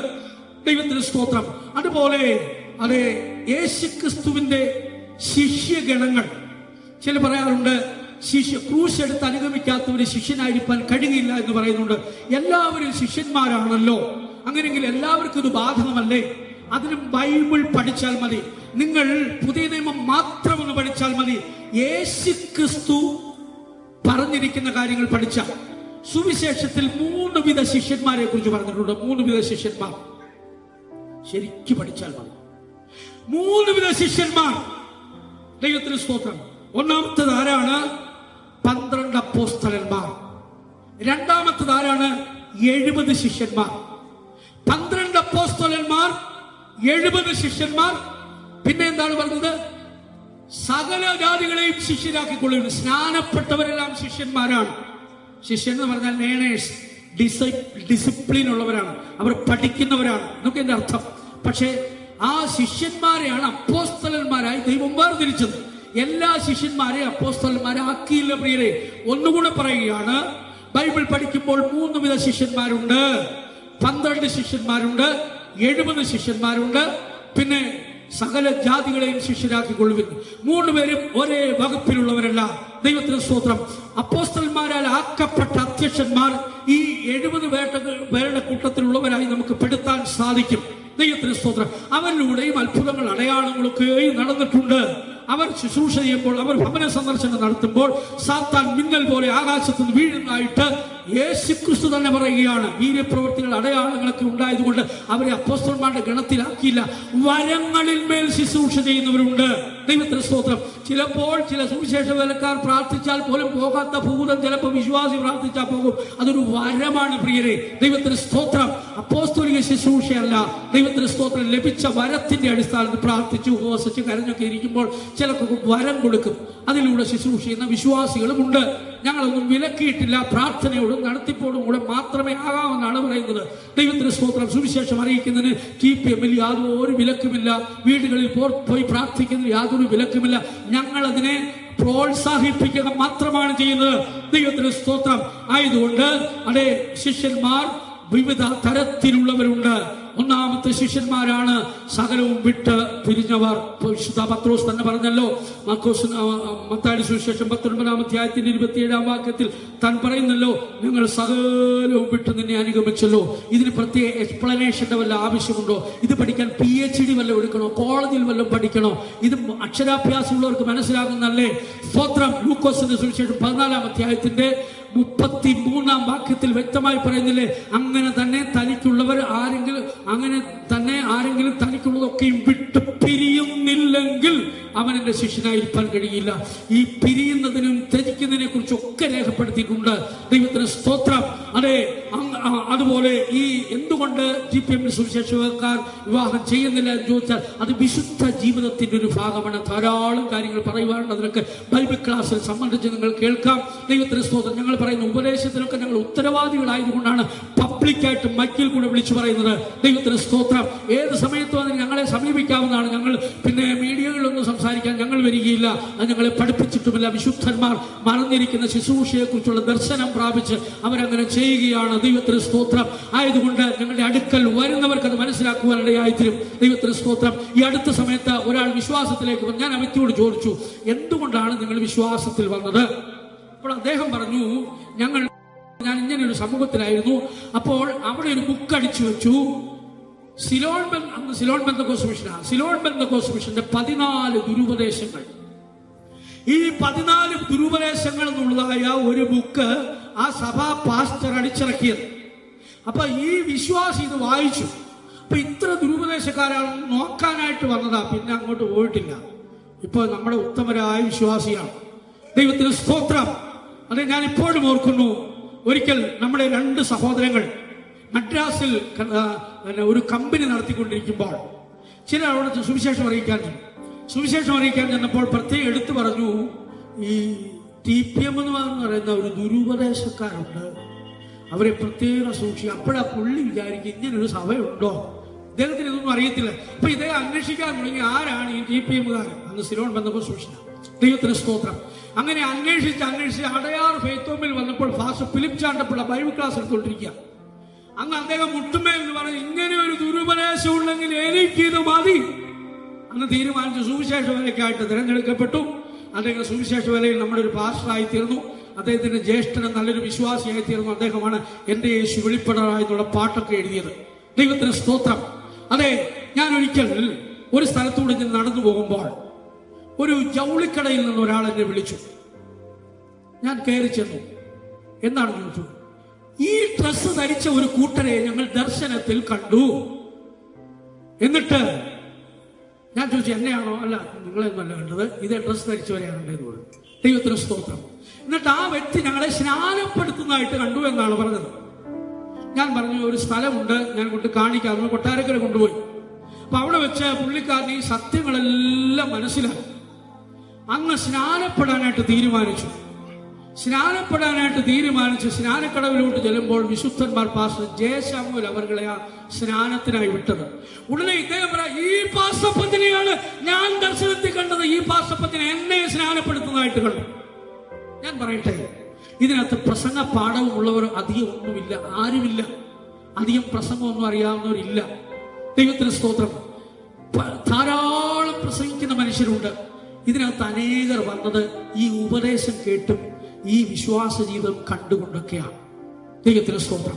മുൻപ് കർത്താവിന്റെ വേല ഇവിടെ ചെയ്ത് പൂർത്തീകരിച്ച പാസ്റ്റർ PV ചാക്കോ അവർ കറൻസി ഡിപ്പാർട്ട്മെന്റിൽ, റിസർവ് ബാങ്കിന്റെ കീഴിൽ കറൻസി ഡിപ്പാർട്ട്മെന്റിൽ ജോലി ചെയ്ത ഒരു ഉന്നത ഉദ്യോഗസ്ഥനായിരുന്നു.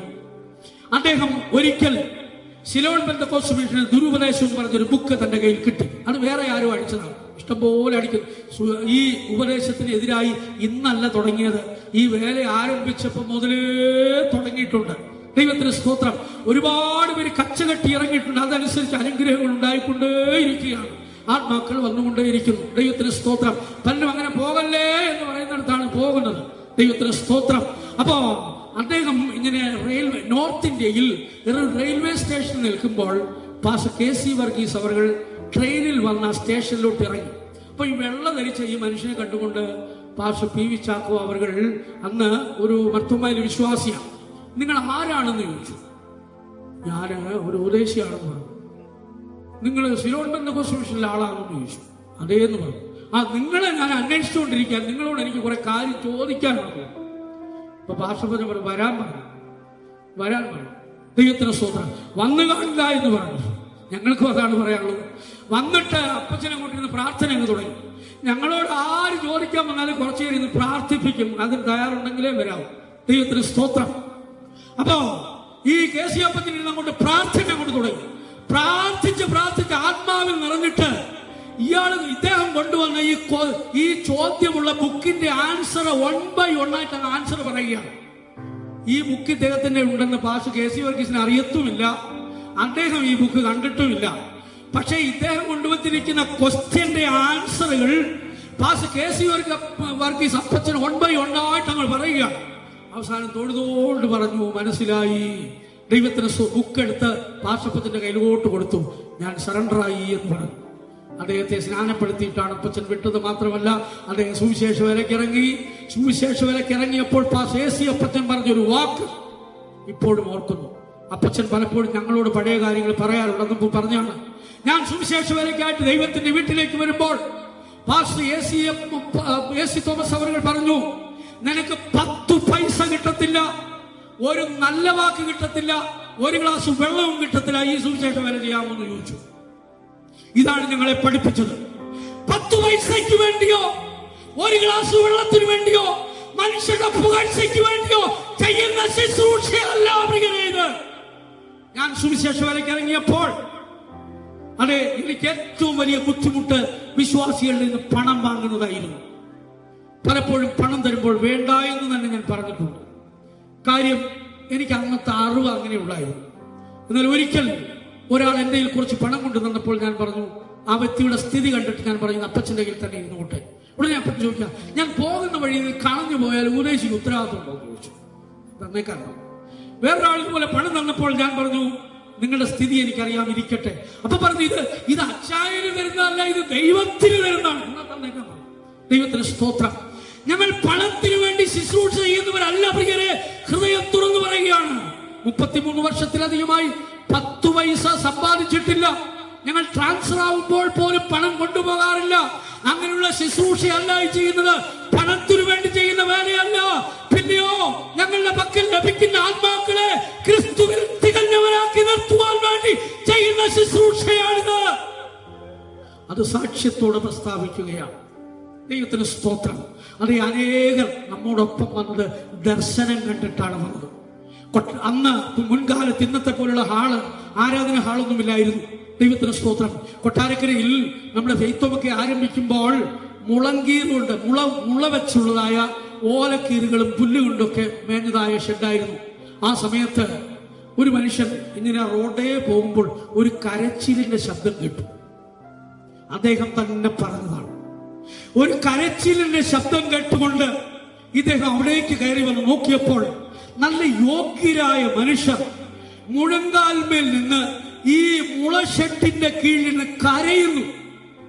എന്തിനു വേണ്ടിയാണ് ഇവർ കരയുന്നത് ശ്രദ്ധിച്ചപ്പോൾ ആത്മാക്കളുടെ രക്ഷയ്ക്ക് വേണ്ടി കരയുകയാണ്. പാപത്തിൽ ജനത്തെ വിടുവിക്കുവാൻ വേണ്ടി കരയുകയാണ്. അതുകൊണ്ടത്രേ ഞങ്ങൾക്കുള്ളതെല്ലാം വിട്ട് ഞങ്ങൾ ഇറങ്ങി പുറപ്പെട്ടത്. ആത്മാവിലും ശരീരത്തിലും വിശുദ്ധരായി തീരുവാൻ ദൈവം ഒരു ആത്മീയ ദർശനം തന്നതുകൊണ്ടാണ് വിവാഹ ജീവിതം വേണ്ട എന്ന് വച്ചത്. ദൈവത്തിന് സ്തോത്രം.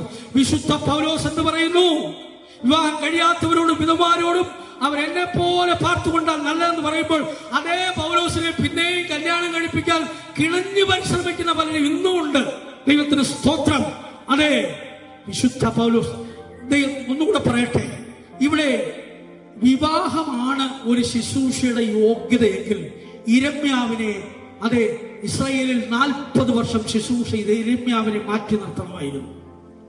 ബാബേലിൽ ശുശ്രൂഷ ചെയ്ത 70-ലധികം വർഷം ശുശ്രൂഷ ചെയ്ത ദാനിയേലിനെ ഈ ശുശ്രൂഷയിൽ നിന്ന് മാറ്റണമായിരുന്നു. അല്ലെങ്കിൽ യേശു ക്രിസ്തു മാതൃകാ പുരുഷനായ ക്രിസ്തുവിനെ പോലെ മാറ്റി നിർത്തണമായിരുന്നു. കർത്താവായ യേശു ക്രിസ്തു അപ്പോസ്തലനായിരുന്നു, മാതൃകാ അപ്പോസ്തലനായിരുന്നു. അതെ, വിവാഹമായിരുന്നു യോഗ്യതയെങ്കിൽ ക്രിസ്തുവിനെ അതിൽ മാറ്റി നിർത്തണം. പൗലോസിനെ മാറ്റി നിർത്തണം, ബർന്നബാസിനെ മാറ്റി നിർത്തണം, പല അപ്പോസ്തലന്മാരെ മാറ്റി നിർത്തണം. ഞാൻ ചിന്തിച്ചിട്ടുണ്ട്, ഇങ്ങനെയൊക്കെ പറയുന്നവരുടെ ആ യേശുവിന്റെ കാലത്ത് ഇങ്ങനെയുള്ള ഉപദേഷ്ടാക്കന്മാർ എഴുന്നേറ്റിരുന്നില്ലെങ്കിൽ യേശു ക്രിസ്തു തന്നെ 1-ാം പ്രതിയായി അവരുടെ മുമ്പിൽ മാറുമായിരുന്നു. ആദ്യകാല വിശുദ്ധന്മാർ അവരുടെ മുമ്പിൽ പ്രതികളായി മാറുമായിരുന്നു എന്ന് ചിന്തിച്ചുപോയി. ദൈവത്തിന് സ്തോത്രം. ഞാൻ എന്തിനു വേണ്ടിയാണ് പറയുന്നത്? പല വിധത്തിൽ മനുഷ്യനെ വഞ്ചിക്കുന്ന സമൂഹങ്ങൾ എഴുന്നേൽക്കുമ്പോൾ അവരുടെ ഇടയിൽ കറചുളുക്കമില്ലാത്ത മണവാട്ടിയായി തേജസ്സോട് നിർത്തുവാൻ വേണ്ടി ഒരുക്കുന്ന ഒരു ശുശ്രൂഷയുണ്ട്. ആ ശുശ്രൂഷയ്ക്കായി തങ്ങളെ തന്നെ ഏൽപ്പിക്കുന്നവർ അതെ വിശുദ്ധീകരണത്തിലും മാനത്തിലും തങ്ങളുടെ പാത്രങ്ങളെ നേടും. അവിവാഹിതരായ സഹോദരി സഹോദരന്മാർ ജീവിക്കുന്ന വീടാണ് വിശ്വാസ വീട്. അവർക്ക് തമ്മിൽ വിശ്വാസമുള്ളത് കൊണ്ടാണ് അവർ വിശ്വാസ വീട്ടിൽ താമസിക്കുന്നത്. ദൈവത്തിന് സ്തോത്രം. എന്തിനു വേണ്ടി? എന്താണ് അവരുടെ ഉദ്ദേശം? പ്രഭാതത്തിൽ 4 മണിക്ക് എന്തിനു വേണ്ടിയാണ് എഴുന്നേൽക്കുന്നത്? ഉറക്കത്തിന് സുഖം കൊടുത്ത് കിടന്നുകൂടെ? ദൈവത്തിന് സ്തോത്രം. പ്രഭാതയാമത്തിൽ എന്തിനു വേണ്ടി ശുശ്രൂഷ എഴുന്നേൽക്കുന്നു? ഓരോ വിശ്വാസികളുടെയും ഓരോ കുടുംബങ്ങളുടെയും ഓരോ വ്യക്തികളുടെയും പേര് പറഞ്ഞ് സ്തോത്രം ചെയ്ത് പ്രാർത്ഥിച്ച് ദൈവത്തിനെങ്കിൽ ഏൽപ്പിക്കുവാൻ, ഇത് പരമാർത്ഥതയോട് പറയുന്നത് എന്തിനു വേണ്ടിയാണ്? ഈ പരമാർത്ഥത മനസ്സിലാക്കുവാൻ വേണ്ടിയാണ്. ദൈവത്തിന് സ്തോത്രം. നാം വിശ്വസിച്ച സമയത്തേക്കാൾ രക്ഷ അടുത്തിരിക്കുന്നു എന്ന് പറയുമ്പോൾ ശരീര വീണ്ടെടുപ്പായ പുത്രത്വം പ്രാപിക്കേണ്ട സമയം അടുത്തിരിക്കുന്നു. ഈ പുത്രത്വം എന്ന് പറയുന്നത് പരിശുദ്ധാത്മാവിന്റെ അഭിഷേകത്തിലൂടെ ആരംഭിക്കുന്നു. തുടർന്ന് വേർപാടിൻ ജീവിതത്തിലൂടെ അപ്പോസ്തലന്മാരോട് ചേർന്ന് കൂട്ടായ്മ ആചരിച്ച് അവരോട് ചേർന്ന് അപ്പം നുറുക്കി പ്രാർത്ഥന കഴിച്ച് വിശുദ്ധിയിൽ വളരണം. TPM-ൽ വന്നവരെല്ലാം എടുക്കപ്പെടുമെന്ന് ഞങ്ങൾ പ്രസംഗിക്കുന്നില്ല. TPM-ൽ വരുന്നവരെല്ലാം സ്വർഗത്തിൽ പോകുമെന്നും കാഹളധ്വനി കേൾക്കുമ്പോൾ ഉയർപ്പിക്കപ്പെടുമെന്ന് ഞങ്ങൾ പ്രസംഗിക്കാറില്ല. പക്ഷേ അതിനേറ്റ ഉപദേശങ്ങൾ ഞങ്ങൾ പ്രസ്താവിക്കുമ്പോൾ ആ ഉപദേശത്തിനായി തങ്ങളെ തന്നെ സമർപ്പിച്ചുകൊണ്ട് വിശുദ്ധിയിൽ പൂർണ്ണരായ തന്നെ വിശുദ്ധന്മാർ, ക്രിസ്തുവിൽ പൂർണ്ണരായവർ മാത്രമാണ് എടുക്കപ്പെടുന്നത്. അതിനപ്പുറത്തൊരു ഉപദേശമില്ല. പ്രിയരെ, ദൈവത്തിന് സ്തോത്രം. മാനസാന്തരപ്പെട്ട സ്നാനപ്പെട്ട പരിശുദ്ധാത്മാവിനെ പ്രാപിച്ച് വേർപാടിൻ ജീവിതം അനുഷ്ഠിച്ച് അപ്പോസ്തലന്മാരുടെ ഉപദേശം കേട്ട് കൂട്ടായ്മ ആദ്യം അപ്പം നുറുക്കി. എന്തിനു വേണ്ടിയാണ്? വിശുദ്ധീകരണത്തിൽ നിന്ന് വിശുദ്ധിയിലേക്ക് വളർത്തപ്പെടണം. അങ്ങനെ വിശുദ്ധീകരിക്കപ്പെട്ട ഒരു ദൈവത്തിന് വലിയൊരു പ്രത്യാശയുണ്ട്. എന്താണ് പ്രത്യാശ എന്ന് പറയുന്നത്? കാഹളം ധ്വനിക്കുമ്പോൾ എന്താണ് സംഭവിക്കുന്നത്? വിശുദ്ധ യോഹന്നാൻ പറയുകയാണ്, നാം അവനെ താനിരിക്കുമ്പോൾ തന്നെ കാണുന്നതുകൊണ്ട് അവനോട് സദസ്യന്മാരാകും. ക്രിസ്തുവിനെ മണവാട്ടി ക്രിസ്തുവിനെ പോലെ ആയി തീരണം. വ്യക്തമായി പറയുകയാണ്. ഫിലിപ്പിയ ലേഖനം 3-ാം വാക്യത്തിൽ നമ്മുടെ താഴ്ചയുള്ള ശരീരത്തെ അവന്റെ മഹത്വമുള്ള ശരീരത്തോട് അനുരൂപമായി രൂപാന്തരപ്പെടുത്തും. ശരീരം മാത്രം രൂപാന്തരപ്പെട്ടാൽ മതിയോ? ജീവിതം രൂപാന്തരപ്പെടണ്ടേ? ജീവിതം വിശുദ്ധീകരിക്കപ്പെടണ്ടേ? ക്രിസ്തുവിനെ പോലെ വിശുദ്ധരായി തീരുവാൻ അതെ നിങ്ങളെ ഓർപ്പിക്കുകയാണ്. ഞാൻ എന്റെ വാക്കുകളെ ഇവിടെ നിർത്തുകയാണ്. എങ്ങനെ ഒരു കാര്യം ഓർപ്പിച്ചു കൊള്ളട്ടെ. അതെ, നാം വിശ്വസിച്ച സമയത്തേക്കാൾ രക്ഷ ഏറ്റവും അടുത്തിരിക്കുന്നു. വിശുദ്ധന്മാർ ഭൂമിയെ വിട്ട് മറന്നു പോകാനായി, മരിച്ച വിശുദ്ധന്മാർ ഉയർപ്പിക്കപ്പെടാനായി, ധ്വനിക്കാറായി. ആ രക്ഷയുടെ നാൾ ഏറ്റവും അടുത്തിരിക്കുന്നു. സ്തോത്ര. അന്ത്യകാലത്തിൽ വെളിപ്പെടുവാൻ ഒരുങ്ങിയിരിക്കുന്ന രക്ഷയ്ക്ക് വിശ്വാസത്താൽ ദൈവശക്തിയിൽ കാക്കപ്പെടുന്ന നിങ്ങൾക്ക് വേണ്ടി സ്വർഗത്തിൽ സൂക്ഷിച്ചിരിക്കുന്ന തേജസ്സേറിയ അക്ഷയം മാലിന്യ മാറ്റമില്ലാത്ത ഒരവകാശമുണ്ട്. ആ അവകാശത്തെ ഒരുക്കിക്കൊണ്ട് യേശു എത്രയും വേഗം വെളിപ്പെടും. ആ നാൾ ഏറ്റവും ആസന്നമായിരിക്കുന്നു. പ്രത്യാശയുടെ പൂർണ്ണത പ്രാപിച്ചുകൊണ്ട് നമ്മുടെ ആത്മമാനവാളിനെ എതിരേൽപ്പാൻ നമുക്ക് ഒരുങ്ങാം. നമുക്കതിനായി സമർപ്പിക്കാം. ആഗ്രഹിക്കുന്ന ഒരു നിമിഷം കണ്ണുകൾ അടച്ച് ദൈവങ്ങളെ സമർപ്പിച്ചു കൊടുത്താട്ടെ. വിശുദ്ധ ജീവിതത്തിനായി, ദൈവ കൃപയ്ക്കായി തങ്ങളെ തന്നെ ഏൽപ്പിച്ചു കൊടുത്താട്ടെ. രൂപാന്തരപ്പെടുന്ന ഒരു അഭിഷേകത്തിന്റെ പ്രവൃത്തി ഇന്ന് മുതൽക്കാലം നമ്മുടെ മധ്യത്തിൽ പ്രവർത്തിക്കട്ടെ. ദൈവത്തിന്റെ വൻകൃപ നമ്മുടെ മധ്യത്തിൽ വ്യാപരിച്ചു കൊണ്ടിരിക്കുകയാണ്. Hallelujah, hallelujah, hallelujah, hallelujah. കാലം തീരാറായി പ്രിയരേ. ഹല്ലേലൂയ. കർത്താവിന്റെ വാഗ്ദത്തങ്ങളെല്ലാം നിവർത്തിക്കപ്പെട്ടുകൊണ്ടിരിക്കുന്നു. ലോകത്തിന്റെ സ്ഥിതി എത്രയും വേഗം മാറാൻ പോകുന്നു. ഇന്നുള്ളതുപോലെ നാളെയും ലോകം കാണുമെന്ന് ചിന്തിക്കരുത്. ആ കാലം അടുത്തിരിക്കുന്നു. ഉയർപ്പിൻ നാളുകൾ അടുത്തിരിക്കുന്നു. മരണവും പ്രാപിക്കാൻ ഒരുങ്ങാം. Hallelujah, hallelujah. ഈ വലിയ രക്ഷയെ നീ നഷ്ടമാക്കി കളയരുത്. ഇത്ര വലിയ രക്ഷയെ നാം ഗണ്യമാക്കാതെ പോയാൽ അതെ ദൈവത്തിന്റെ ന്യായവിധിയിൽ എങ്ങനെ തെറ്റിയൊടിയുണ്ട് അതേ തിരുവെടുത്ത് പറയുന്നു. ആകയാൽ ഈ രക്ഷയെ അനുഭവമാക്കിക്കൊണ്ട് ക്രിസ്തുവിന്റെ സമ്പൂർണ്ണതയിലേക്ക് നമുക്ക് വളരാം. ഹല്ലേലൂയ. അതിനായി സമർപ്പിക്കാം. Hallelujah, hallelujah. അന്ത്യദൂതു കേട്ടിടുന്നു, വന്നു ചേരുക, വന്നു ചേരുക. അന്ത്യദൂതു കേട്ടിടുന്നു, വന്നു ചേരുക, നീ വന്നു ചേരുക. വാതിലടയാൻ സമയം ആസന്നമായി, നീ നാശമാകല്ലേ. വാതിലടയാൻ സമയം ആസന്നമായി, നീ നാശമായി.